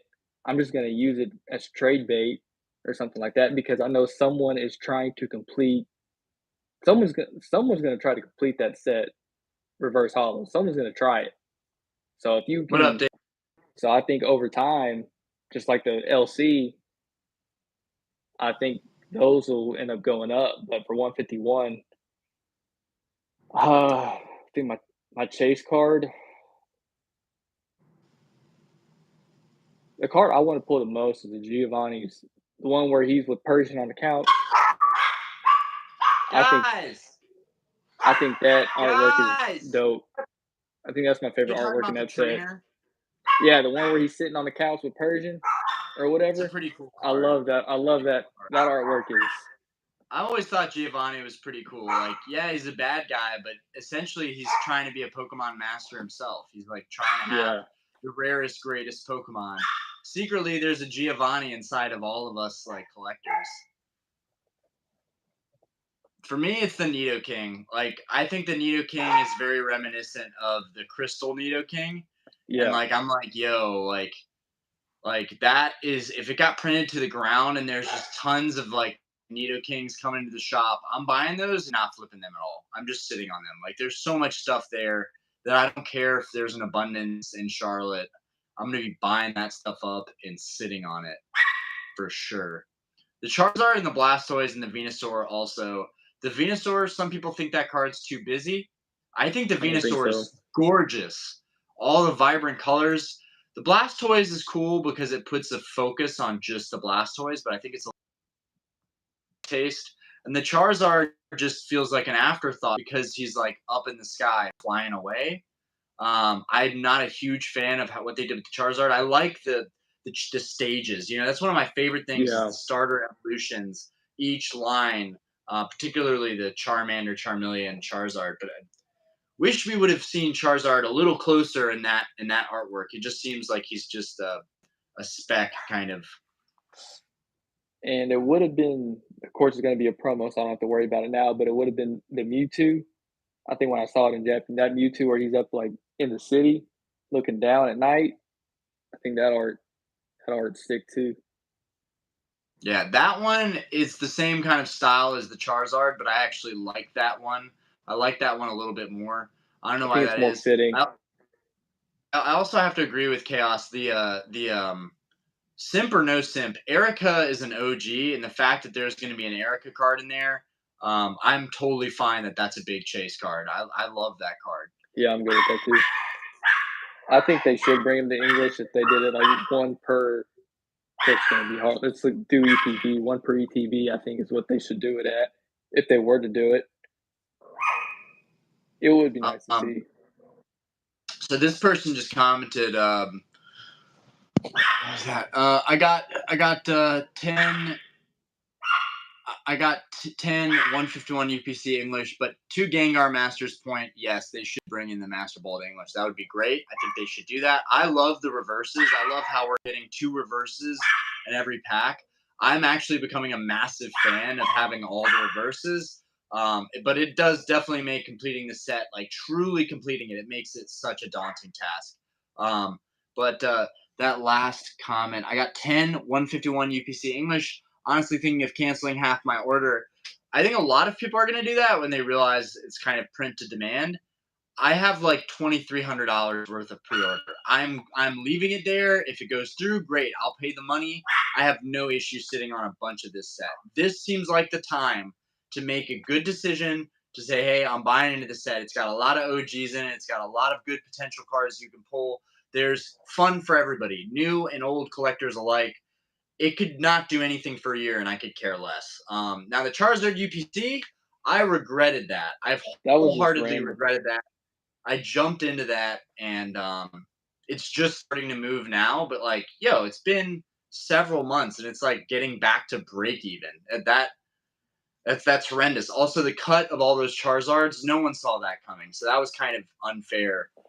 If you already put a pre-order in, already paid for everything, and then all of a sudden everybody online is saying the cut for these Charizard promos is horrific. I actually have a couple of them here, and I was shocked that the shop even wanted what they wanted for them. They wanted $11 a card, which maybe that's fair, but I think there's just so many of these out there that I was like, yo, like I'll take those for $4 or $5 a piece, and they were not having it. So I really think that those UPCs and those promos are right about to start coming up. But I don't think that's at all the case with the 151 UPC. I think it's going to be very premium and definitely a good buy to sit on. The Charizard UPC, I think, was a bunch of randomness. This one's more tied to a set, so I think it's fine. I think it's gonna be more similar to. I think it's gonna be. I don't know about the printing, but I think as far as I think it's gonna be right between the celebrations and in the middle of celebrations and Charizard. But I think it'll be closer to celebrations than the Charizard side as far as performance goes. Celebrations was insane. My channel was nothing, but I opened a Celebrations ETB my wife picked up at the Target that was like hidden behind like detergent. Like it was fate. But we opened that up. One of the few times my fiance's opened up stuff with me on the channel, and she actually pulled that Charizard. And I know it's not worth much right now, but that Charizard was actually super hard for people to pull. I think I Celebrations is haven't going to pulled do it. so well over time. But somebody just said Smoking Reds. This would be the set to create as a master set. I think a lot of people feel that way. Are you going to be doing a master set of the set? I would and like why? to. I think if I'm gonna do one, this would be it, just because it's nostalgic. Now, whenever we talk saying master set, are we talking like reverse hollows included, or are we just talking just this basic I thing? mean, I feel Because like none of us are gonna get all those I reverses. can't get behind reverses. However, Does your shop have reverses in like a bulk bin? Because my shop, like reverses are like nothing. Those get thrown in if you just buy some cards. So that's how I get a lot of my reverses that I don't have, especially for sword and shield sets that I haven't quite completed. It's through that. Also, there's another shop I go to that has a bulk bin that's just like whatever you can fit in your yeah, hand. And we need more of that because they can't sell everything. You know, if you give back to the community, you're gonna get people to come into your shop. yeah, I think that needs to happen more too. Um, How much product do you think you're gonna get for 151? right now I just have 2 UPCs and 4 ETBs, and then, like I said, I'm just gonna taper or scale up from there. Let's see what the prices do. But I do think here's the thing with reverse hollows. I do think, depending on the card, they could be a play long term because if they're harder to pull if you think about it. For a certain card, for a certain like, what's a good example of this? For a popular reverse For hollow, pop, right? like Vivid Voltage Charizard, because Charizard's in the Um, because there's two ways you can get it. You can get it in the rare slot and the reverse slot, but in the reverse slot you also have all those uncommons and uncommons that can be in the reverse slot. So though there is a little bit of a rarity attached to the reverse hollows, and I think it could be a play for the right Pokemon. right. Like, I think I think most people know like the brand name Pokemon we all want. There are names. Yeah, There are Eevee evolutions, Gyarados. They're just awesome Gengar. Pokemon. They're just truly good artworks, good Pokemon, good designs. Those and reverses down the road for the person that decides to complete that set in 5 years, they're gonna want the reverses, potentially. And then there's all the influencers. There's all the people collecting that are making money doing this hobby that really don't care about how much it costs to do. They're like on a mission. Rattle Pokemon, he's on a mission to collect everything, including every single reverse. So like, there's always going to be those people out there, and that's going to help the market on those reverses down the road, I think. But And someone said something about the Cosmos Hollows. They need to bring those back. They need to well, that's what I don't do like any about the. don't do That's what I like anything about else.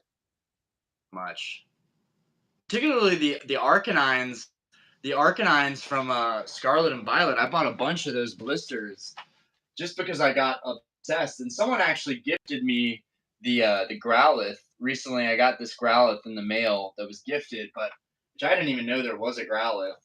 But Yeah, yeah, I've got a ton of these Cosmo Hollow. I'm trying to get it in the right light.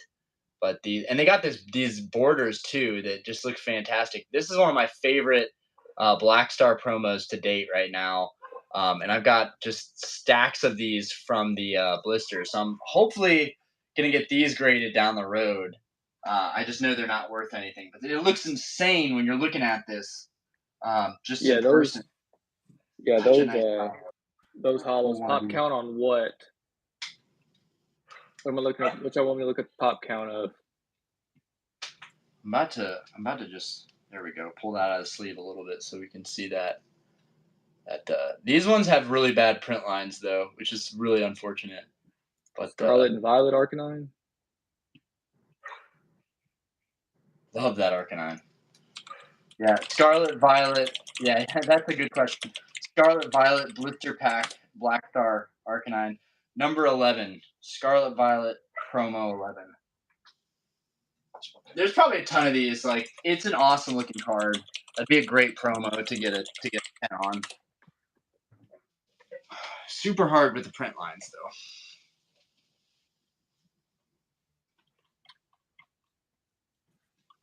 The Scarlet Violet promos in general have been great. Scarlet Violet base. We got the Miradon and the Coridon promos. Those are baller. Then we got those blister promos that are good. Then you got Paldea with the Pikachu promo.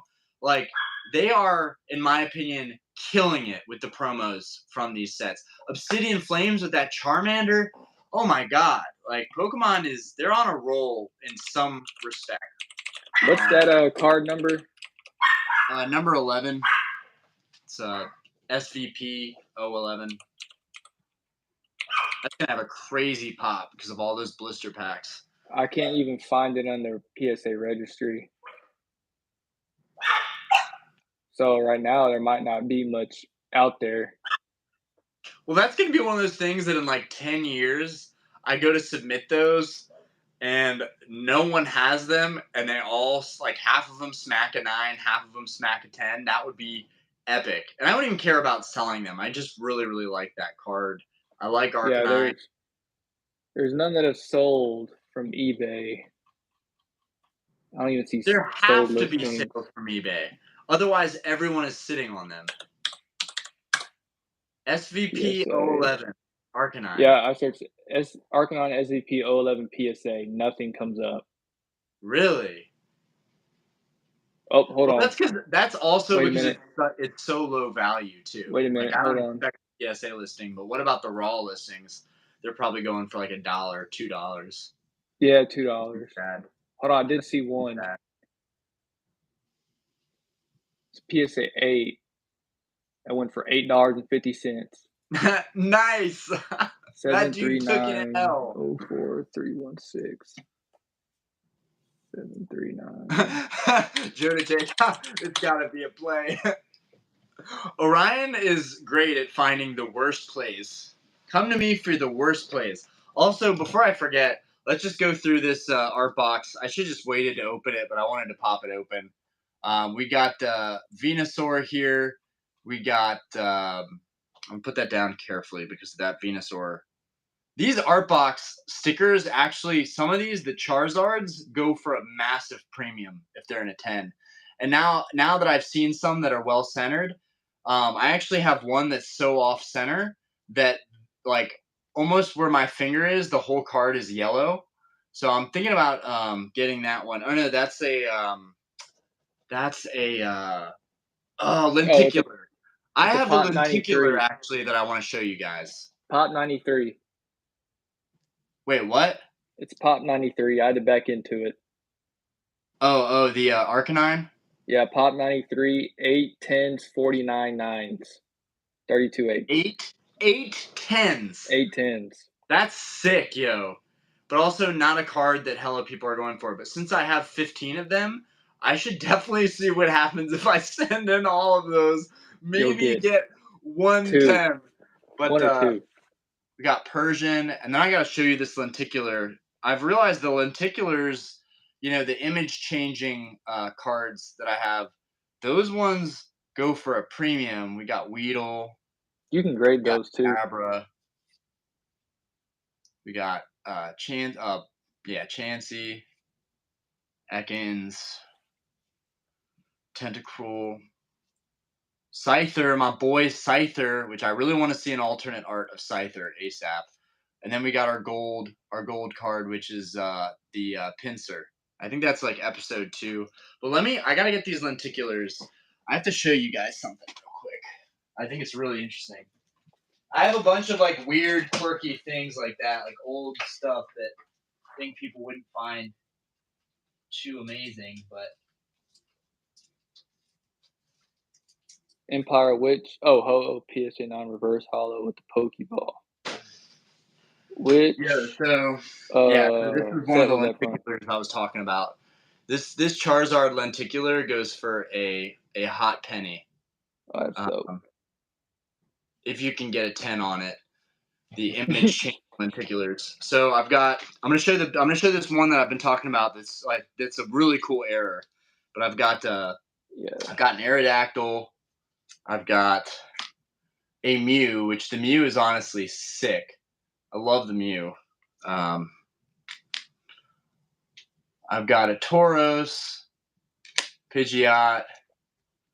We got a Dugtrio, Poliwrath, and Pinsir, and we got the Charizard right there. But this one, the Pikachu, Raichu, This is the coolest lenticular I have, just because of this error. But look, it has no top border at all. So That's this would be crazy. interesting for me to send in. That's Like, crazy. how do you know a rarity on something like that? Something like weird and quirky like that. Um, who knows? But yeah, those are interesting.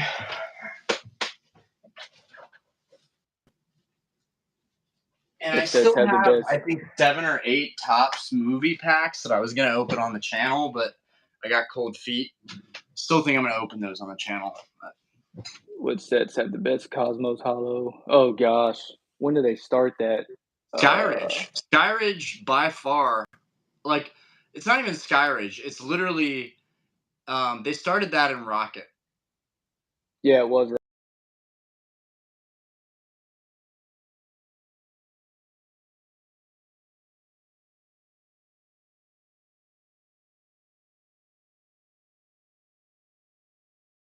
If that's how it was all Cosmos, I think. I thought I had one, but there are cards that are American cards that are supposed to have the Star Hollow that have Cosmo Hollows.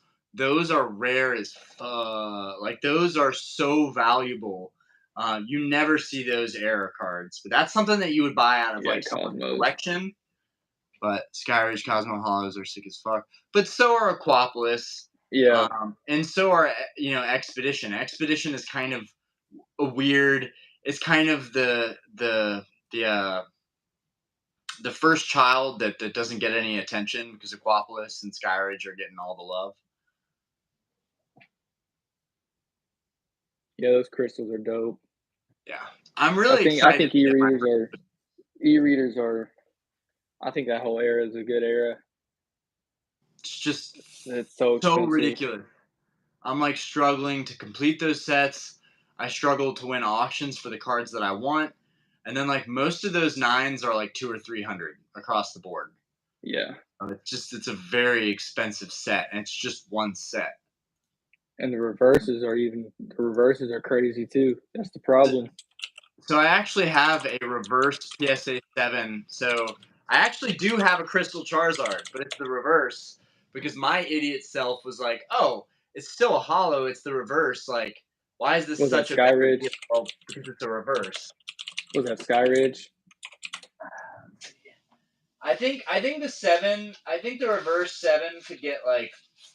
I feel like it could get 1,200 now. I paid 700 for it like 2 years ago. But here's the Skyridge Charizard in reverse. And the reverse is actually pretty cool, but yeah, it's got nothing on the Cosmo Hollow version. I almost got a 7 of the traditional Hollow just so that I could have both 7s next to each other. But this one has a slight ding at the top, so I know that like sevens show the flaw pretty easily, honestly. Yeah, it Yeah, looks like sevens on you this can part easily that see someone tried to something. push it into a top loader or something, because it just has the slightest kind of indention push down mark from the top. It's so hard to see in different lighting. Yeah, that's technically my first crystal card. I'm just looking up something for giggles, just to see.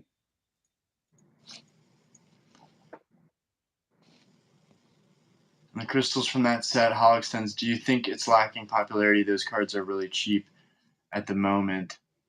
Are you So you want to hear? So this you want to hear something crazy? The those VS reverse, series cards, Joe Jake? Those VS series cards are sick. I love those. But the reverse pop counts lower than the actual hollow. for what? The Skyridge Charizard. Oh, I know that. Yeah, There's not by there's much. only there's only 72 of my sevens out there.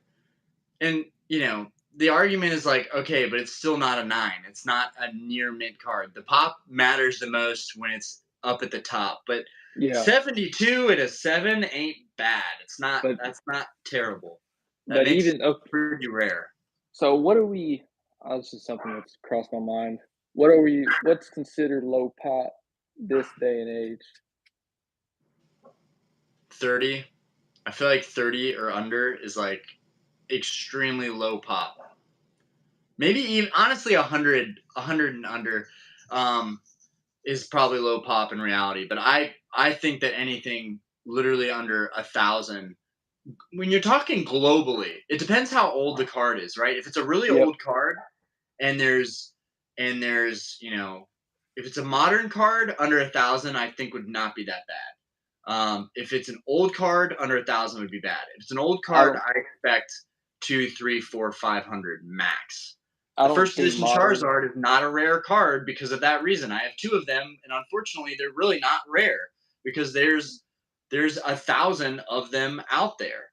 Yeah, If there were only two or 300, they would be much more valuable. But my PSA fives that I have two of, there's like 500 and like I think there's like 530 something of those, and there could be more at this point because five is pretty easy. That's a pretty easy grade to get.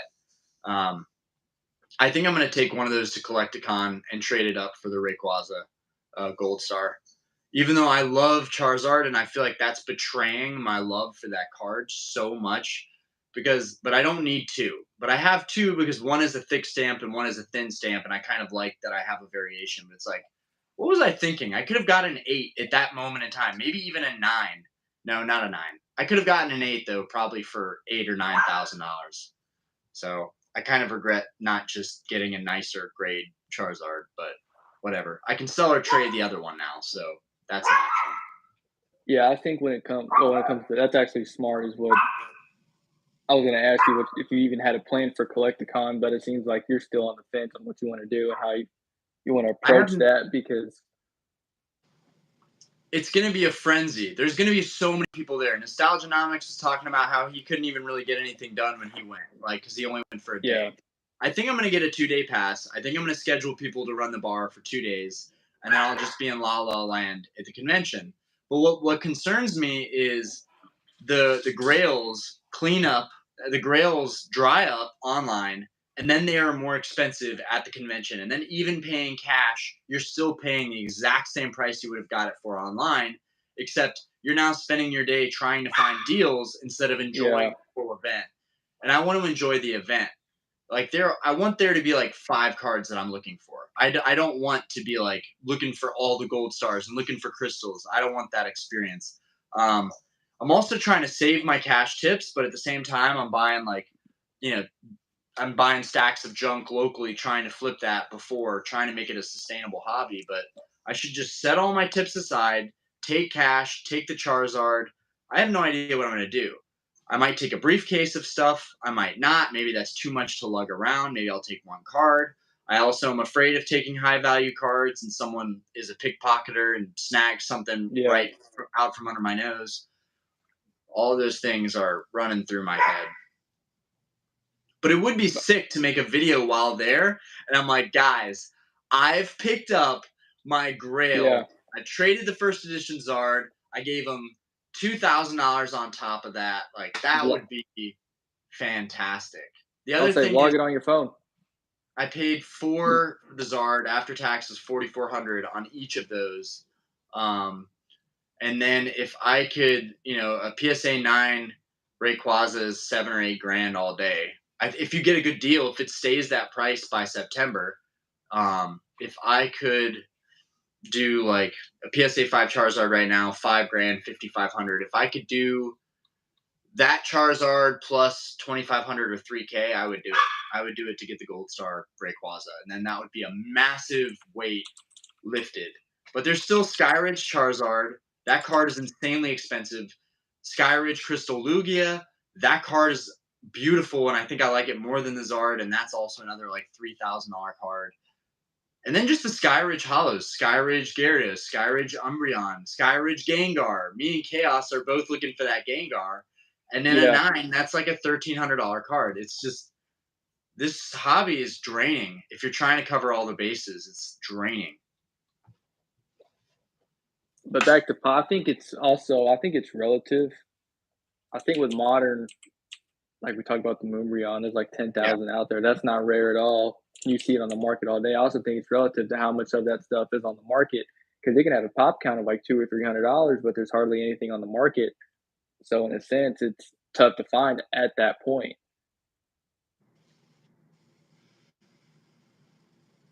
I think some of this, like this mid-era stuff, is a lot more rare than this modern stuff. I think some of this modern stuff, at the end of the day, long term, it won't be rare. And I think it's just going to be a matter of, all right, who wants the card I or don't even whatever. I don't even know. I think what do you think about the Sun and Moon debacle right now? Are you buying these alt arts? I bought the Machamp recently, but I got half off on it. It was 85, so I paid $40 and that felt okay. But like, people are No, asking $200 for like LP near mint raw alt arts. You can't even really find them. If you Google, like, I feel like people bought out everything more recently. Like I not Google, I eBayed the alt art Sun and Moon alt arts, and like not a lot of options came up. I'm not a buyer on them. I think it's, I Hype. think once people hype into something, the ship is sailed. So you got to either get in before, or if you think it's going to make a comeback, that's whenever you got to get back in. Well, there's also the factor of like people quit, people burn out, people lose their job, people lose their houses, people go into debt. All kinds of stuff can happen, and that is when you can snag something like that for way below the price if someone just doesn't care. It's rarer these days, but it's Yeah. still possible. That's like my There's, dream. Like somebody wants to get out of the hobby locally and they want to sell their whole collection off for like a couple grand, and it's like tens of thousands of dollars worth of stuff potentially. so like there is some like stuff from Sun and Moon that I am buying. I don't know if y'all can see that, but that Umbreon is a promo. I'm buying that as a low pop count. It's like a total pop of like 200 or something. Same thing with that Espeon. And I think Those are those nice. artworks are I think those artworks are sick. Um, One thing on the middle era XY and black and white, the guy who got me into those, when he originally showed me his binder, he was so proud of showing me these. Could not care less. I was like, yeah, these are dope. Like, I might want some of these. And he was like, no, no, no, no. These are not for trade, for sale, nothing. Like, I love these eras. He said today that he's going to go to his grave with his middle era cards. Like, he's got all the secret rares. He's got English, Japanese, everything is graded high grade, 9 or 10. This guy got me into it. Now, this guy also is a very calculated guy. He's a very smart guy. So I think he's seeing this before it even happens. Like, and he's like, I can't believe like what's going on with Sun and Moon, and still we're waiting on XY and black and Yeah. white. The pops are so ridiculously low, and the card quality is so ridiculously good. Yeah, the full art, the texture on the full arts are so much better than what they are now. Oh, let's see. Where's that?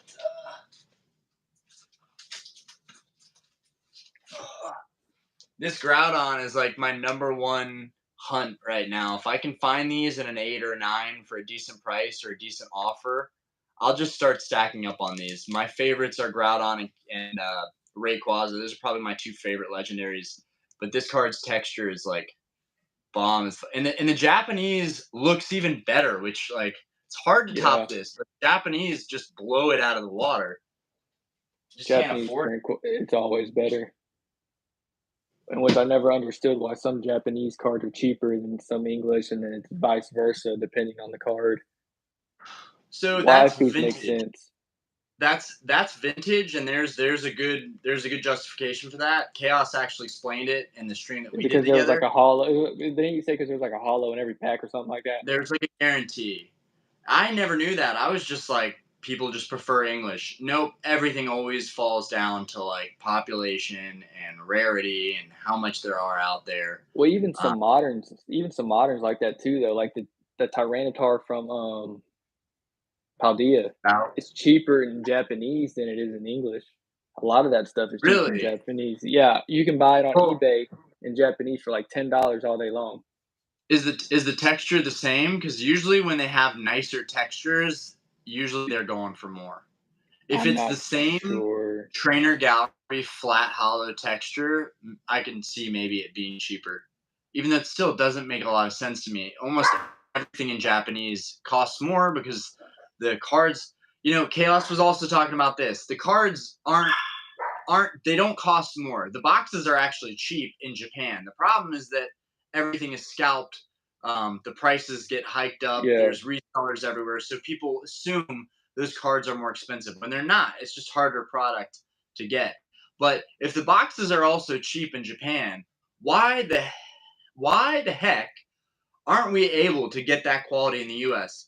What's going on? Why can't they print those cards with the same texturization, the no more vertical hollow lines, the different lines of hollow texture? Why can't we get that? It's so phenomenal.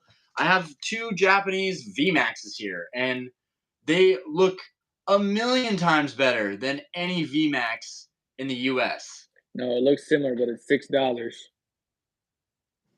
Scroll up. You Same can get it for texture. six. Get it for $6 Yeah, Japanese. but that Not, looks like it's the same texture. but the Um, waifus are different. I mean, because I think waifus are more prevalent in Japan than they are here. That's why I think the market's flipped like that. yeah, I don't know enough about that to comment on it, but I don't either. I think Not my based thing. on what I've heard, you're right. Waifu is like China, Japan, they are buying that stuff up. So I will never buy a waifu card for a crazy tax. I will never buy a waifu card that's probably graded.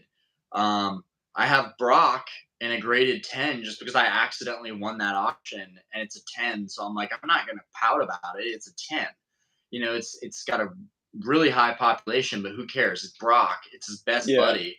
It's a 10, and it's got beautiful texture. So, but wow, what a crappy 10 to buy for my first 10. Like there are so many better options to buy for a 10 than a trainer card. But do you have any 10s that you've like bought Currently, at 10?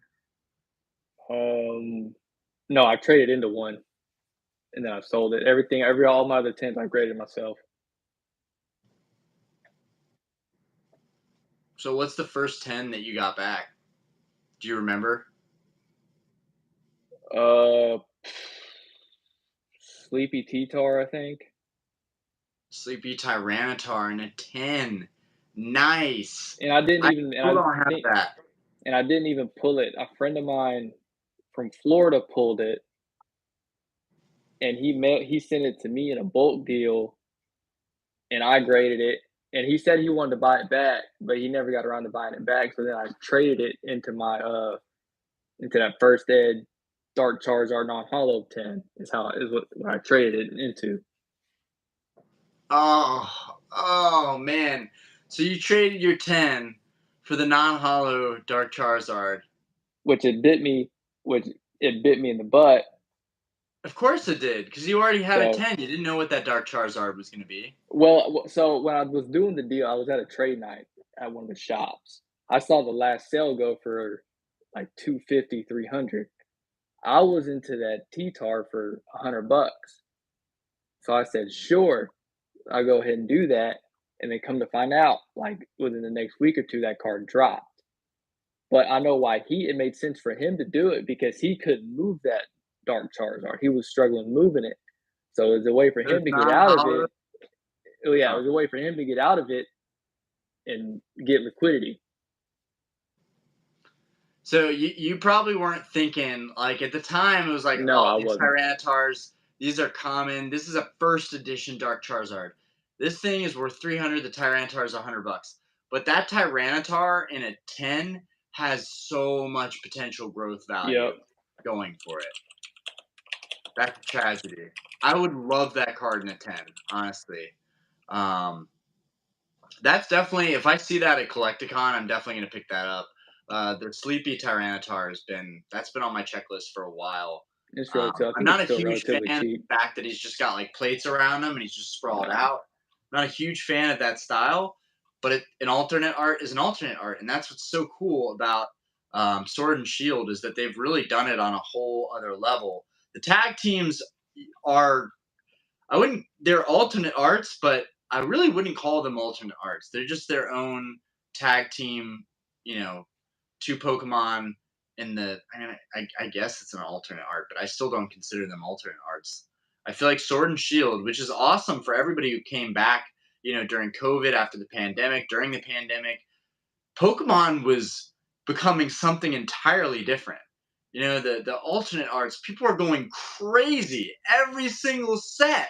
I mean, do you Yeah. remember how excited you were when Brilliant Stars came out? Most of the pulls were terrible, but that Charizard alternate art facing the Venusaur, it's so iconic. I opened like 1,200 or 1,500 worth of Brilliant Stars, didn't get jack, and then I just bought the Charizard for 160. And so all those experiences of buying my alt arts anyways have just taught me, like, just keep everything sealed. You have terrible luck. You are one of the people that's just not destined to pull those cards. You ever feel like that? Yep. Yeah. That's why I don't rip like that anymore.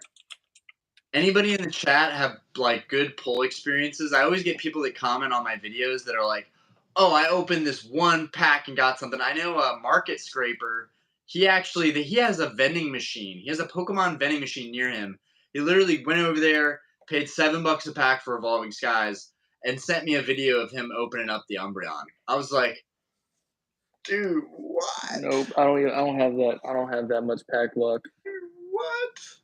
And Never. part of me thinks that was a part of Pokemon restocking Evolving Skies and being like, okay, guys, we messed up big time. Fusion Strike and Evolving Skies got stolen. There's a ton of hits out there. Like Rattle Pokemon was saying, not to diss Rattle Pokemon. It's just a critique. He was like, guys, there was no effect on the pull rates. But I feel like a lot of people in the community don't feel that way. A lot of us feel slighted, undermined, stolen from. I feel like that's a lot of what we're feeling, and it just passed. It was just another story in the history of Pokemon. But the reality is, Pokemon has had a history of having people undermine them, stealing a lot of high value cards, and I don't know if I can handle that happen again. I was actually furious when I figured out that someone had all those cards and wasn't a collector, didn't go through all the pain of opening product. It just took stuff right off the line and if they were smart about it, they would have gotten away with it. If they would have sold one card at a time, they would have gotten away with it and they would have had a massive bankroll on these cards. It's so stupid how they got caught, and equally stupid that they were able to get away with it in the first place. So do you think that that's just going to continue happening and we're just going to be like, whatever, I didn't get any pulls and this person stole $100,000 worth of cards, but that's okay. It happens. It probably didn't affect us. Like, at some point, collectors are going to get really, really upset about that. Yeah, I think it'll be a small effect, but I don't know how do you stop that? If you're the Pokemon company, what do you do to prevent that from happening? Oh, just Security make sure that the cameras. employees What? security cameras. Like, it shouldn't even be like security cameras for footage. It should be a dude in a room watching cameras, watching people that are on the lines. Like, this shouldn't even be something that can happen, and it keeps happening. Yeah, it's crazy how that happens. But I think the guy's dumb for going into one place and trying to do it all at once. If you're gonna, that's not how to go about it. Because I'm PokeSteve, sure that B&W full arts are different. Ganger Master, biggest thing that scares me with Modern is freaking 18 billion cards produced these last 2 years. I got a 97 alt art Iono off eBay, hella off center. Best art ever. I love that Tyranitar. I can't seem to get my hands on one. Smoking Reds, best pull is Galarian Moltres from Chilling Rain. Not bad. I got a pack from Target and pulled the Chilling Rain Blaziken alt art. Dude, that would be sick to pull that, because Chilling Rain was tough on people, but it has one of the hands down best alternate arts ever produced. That Blaziken is sick, and I also bought that Blaziken for top dollar. how much time you got? You're probably gonna hop off here in like 10 minutes. Yeah, that's fine. I mean, dude, it's been over 2 hours.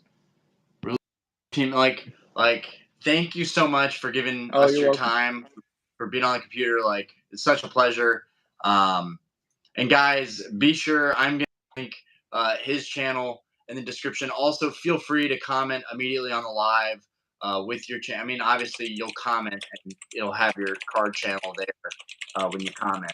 And then also, I will put the link to your channel in the description. But guys, support Babbs. His channel and my channel are very, very neck and neck. Like, we're both, just trying to hit 2K, keep it going, keep improving it. I think from there it grows a lot faster too. I've noticed it's a lot easier to get subscribers than it was at 1,000 subscribers. So in 16, 17, 1800, that's a tough area, trying to get to that 2K mark. So definitely follow him, support him, check out his content. And also, if you want card content, like I said, go to my card channel. I'm about to comment on this live in this channel now. Let me go And comment on my like stuff and this let me know live, what you want to see, because I hit the can like on this mainly video if you can. and I'm mainly just doing like stuff I'm sending to PSA while I'm doing that, doing PSA reveals, things like that. But if you want me to go into analytical deep dives and things like that, let me know, because I think, as you can tell from what I'm talking about or from how I've talked, that I'm very analytical. I look at numbers all the time and I try to do what makes sense. We can even talk, like I said, LLC, why I did that. We can talk about whatever. So just give me ideas, let me know, and I'll do my best to make that content for you guys. Right on, right on. And definitely want to have you back on at some point. We'll definitely try and plan that maybe a little more in advance so it's not last minute affecting your night. I apologize if I affected Oh, your you're night good. negatively. Oh no, you're good. My But girlfriend, she'll be all right. She'll be all right. It's for the better. hey, you gotta promote, you gotta market yourself That's too. what I told her. But That's what I told her. She knows. feel free to pop out of here. I might stay on for another 10 minutes and just answer chat questions. That's pretty much about it. Yeah, if anybody, I can answer questions. We can answer questions for like 5-10 minutes, and then I'm hopping off. So if Yeah. anybody got Yeah. questions, go ahead, You guys shoot. fire them away. Shoot. I pulled the Iona as well on ETB on release day. Dang it, Gengar Master. I paid $100 for that Iona. Danny, you just do not know how the card sorting machines work. You just do not know how sorting machines work. Fair. And I know on Rattle's channel he went into a deep dive about how those work, so that would have clarified for me. I'm just going based off of what my gut, feels like. That there was a lot of products stolen. How does that not affect the market? Maybe there's so much so much cards being produced that it really is a blip on the radar and shouldn't matter that much. But a lot of angry people, and people are looking for a reason to be angry, right? Those of us that don't get good pulls, we are salty. So I will admit that.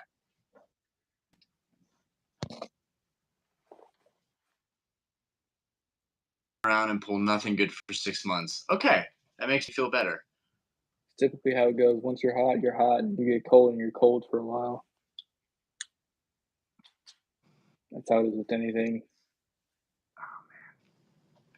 I can't wait for the next time I open something. I keep thinking that it's going to be a random pack over here on one of these displays. I'm going to pull it and be like, all right, guys, we're going to open this set. And then bam, banger. But haven't seen it I will yet. rip 151 for content, though. That's the only time I rip something. It's just for content. Well, it's like if you're going to open it anyways, it's a lot more fun to share with people. It's a little bit of a hassle, but it's more fun in the end to be like, oh, did y'all see this? Like, yeah, that's what I do it for. But when it's just loss after loss, it's like, wow, everyone is seeing me lose right now. So, and that can be tough on your ego. That can burn you out. it's like, dang, did I really spend my money on this? When I mean, whatever car you're looking And for, this you stuff probably is would have not cheap. saved more money. Stuff is not cheap. No, it's Mr. not. Russ, what's going on? We are taking questions in these last 5-10 minutes, and then we are getting off. I have had Babbs in here way too long. I've been in here way too long. I'm working up a sitting sweat. Is it Yeah, I'm safe to sweating keep cards sweating in bullets. a binder? I think it's safe to keep cards in a binder. I have a ton of cards. I have some of my alt arts are sitting in the binder with their sets. For It's just so for easy to store collecting, it yeah. that way. It's extremely organized. Yeah, I think if you're just gonna collect them, I think they're yeah, I think if you're just gonna collect them and not do anything, it's fine in a binder. Just make sure it's a good binder and not one of them, like, where it's something like I am guilty of the super cheap binders. in a page like this, like, don't like And I this, have binders like that and too. and then the corners on the edges get dinged. Where's my other binder at? I don't know where it's at, but get you one of them nice, like, Card Guard ones or Voltex or whoever. The other thing is if you're collecting singles that you like, it's going to take up so much space putting them all on top loaders and hard cases, all that good stuff. Then putting that in a box is going to take up a lot of space. A binder just it's flat. It slides into an area. And then for me, I just after trying to complete sets from 99 to 2009 where I'm at now, I'm so glad I just bought binders for Sword and Shield because now that's all organized. And anybody getting in the hobby now wanting to organize Sword and Shield and buy Sword and Shield, that is a nightmare. That's an absolute nightmare. Like it sucks, but you really have to just collect and binder this stuff and organize it when it's coming out. Otherwise, it's just really not worth it. Unless there are people that sell the master sets. Have you ever looked at doing that? Just buying a master set just to have that set? No, I haven't looked into it. I feel like there's somebody mentioned on the Discord 325 for a completed Vivid Voltage set. And I'm like, is it truly completed? Because I feel like for 325, that's a steal for the amount of Yeah. effort, time, work. No, the only one I've looked at doing is Celebrations. I've looked at buying a Celebrations. That's the only one I've looked at, but Oh, then again, celebrate. it's so cheap, and I think that set'll be good long term. One of my goals for Celebrations is that I wanna have a complete PSA 10 set of all 50, All 50 of them. and it's gonna I'm be I a challenge. I'll take the big 3 and 10s, which the Charizard right now in a I Yeah. feel like pretty good value to get a PSA 10 Charizard that gives all nostalgic vibes. So that's another card that I want to send into PSA is my Charizard and see if what we can get on that. Because if we could get a 10 on that card and I pulled it myself, and celebrations is what got me into the hobby. So Yeah, that's really the best I think the best way to increase value is by creating tier. That you gotta sit a while, and we'll just wait for it to go up. But if you want more immediate gains, the thing to do is grade. Gengar Master. So are y'all aware of what's going on right now with Instagram accounts with Pokemon and the title are getting mass deleted? I thought it was fake, but Pokemon Radar and PokeRev was hit. I heard Um, about that. it's another way to monetize. It could be working with, selling platforms because they don't want off those platforms. I don't know. I my Instagram about Pokemon. I might post that I'm shipping stuff out. I might post a card I really like or something like that, or hitting a milestone on YouTube. But my Instagram is like my personal Binder's good. Instagram. Say Binder's what? good. Pro love loud puck. A binder's fine. No, I yeah, couldn't pronounce that either. I have my personal, then I have my card Instagram. Smoking Reds, I actually only collect cards I pull if I buy something it's an investment or a flip. I have a bunch of cool arts from a bunch of random sets. Is it cool to organize them by type in my binder, or is there a better way? Um, it's all preference, right? Depends how OCD you are, right? Like, if you don't care, just throw everything into a binder, throw everything into mass binders. It's still fun to go through all the stuff you have, even if it's disorganized. Um, but I try to do everything. I have that bug in my head. Everything has to be chronologically. The sets have to be in order. and hopefully one day I have all of the sets. Even if I don't complete them, I've got kind of a place for every card, right? Which is a scary thing because I go into the card shop, I buy a bunch of cards from them, and it's hard to let go of them because I know down the road I'm going to be looking for those same cards and they might cost more. Mr. Russ, I have an easy $30,000 worth of cards and binders. I have a library of binders. That's awesome, Russ. That's awesome. I don't know if you have a channel, but people love seeing that stuff. One of my favorite videos I've made is like the progress on my binders, and I'm way overdue to do a video like that. But I just still have a lot of cards I'm missing.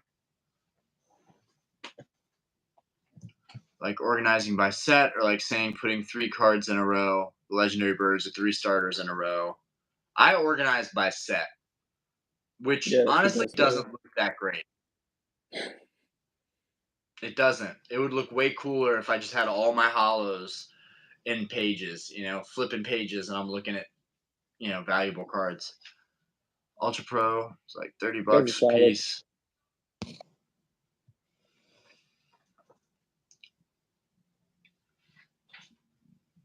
Any last questions? I'm about to take a shower and pass out. Yeah, I'm about to pass out. I got work in the morning. Yep. I just started, so I have an ETB full of cards. I think that's great. I think the ETBs, that's one of the great things about the ETB. Like it could be wasteful, but as long as you use the boxes to store stuff, that's a great way to store your cards. The boxes work great for top loaders. That too. They fit top loaders like perfectly. I didn't even know that. Hold on, let me go get a box real quick. Oh, that's empty. I should have kicked my feet up on. Like these are all just use top loaders. Oh, that is perfect. Yeah, it's perfect. Yeah, that is one of the more informative things in this whole live. Guys, if you want to know how to store cards perfectly with top loaders, ETBs are a great way to go. Any tips for selling cards? Just join the bigger Facebook groups. That's the biggest thing. Just join the bigger Facebook groups. Be priced fair. And sometimes, if I'm selling on Facebook Marketplace, I price below comps than what I would sell on eBay because I know eBay's going to take like 15% of the cut. Just because I do 2% promoting, and if you give people deals, the word gets out. That's how you'll get more business that way. Just don't get scammed.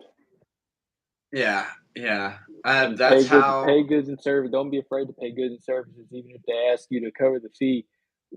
Just go ahead and cover the fee to protect yourself, because if it's a scam, you can get your money back if it's all good. It all checks out. Okay, so do you use goods and services? Because that's something that I'm still gripping with. As a seller or a buyer, or both? Buyer. If you're gonna buy a Pikachu, instead of $2,500, pay $2,300 or $2,200. Are you gonna use goods and services to do it? Always. Now, if I'm at a show and I'm face to face with the person, no, that's dumb. But if we're online, I've never done a deal with you before, I'll do it. But some people have to pay me goods and services because of my that's how my business PayPal kind of set up, is for only goods and services. So I only take goods and services, but I tell people, because I trust myself as a seller, I said I'll eat the 3.5% because that's a lot better than what I'm paying on eBay. It's just the cost of doing business. But you would definitely buy high-end cards from goods and services. Yeah, because if the seller has references. Yeah, if it doesn't check out, then even if it does, I'll cover the fees. If it doesn't check out, then you can file the claim. And how does that go? Because I know with eBay, I always get my money. You said what now? I always get my money back with eBay. That's one of my concerns. My friend's like, dude, you have to use goods and services. You have to.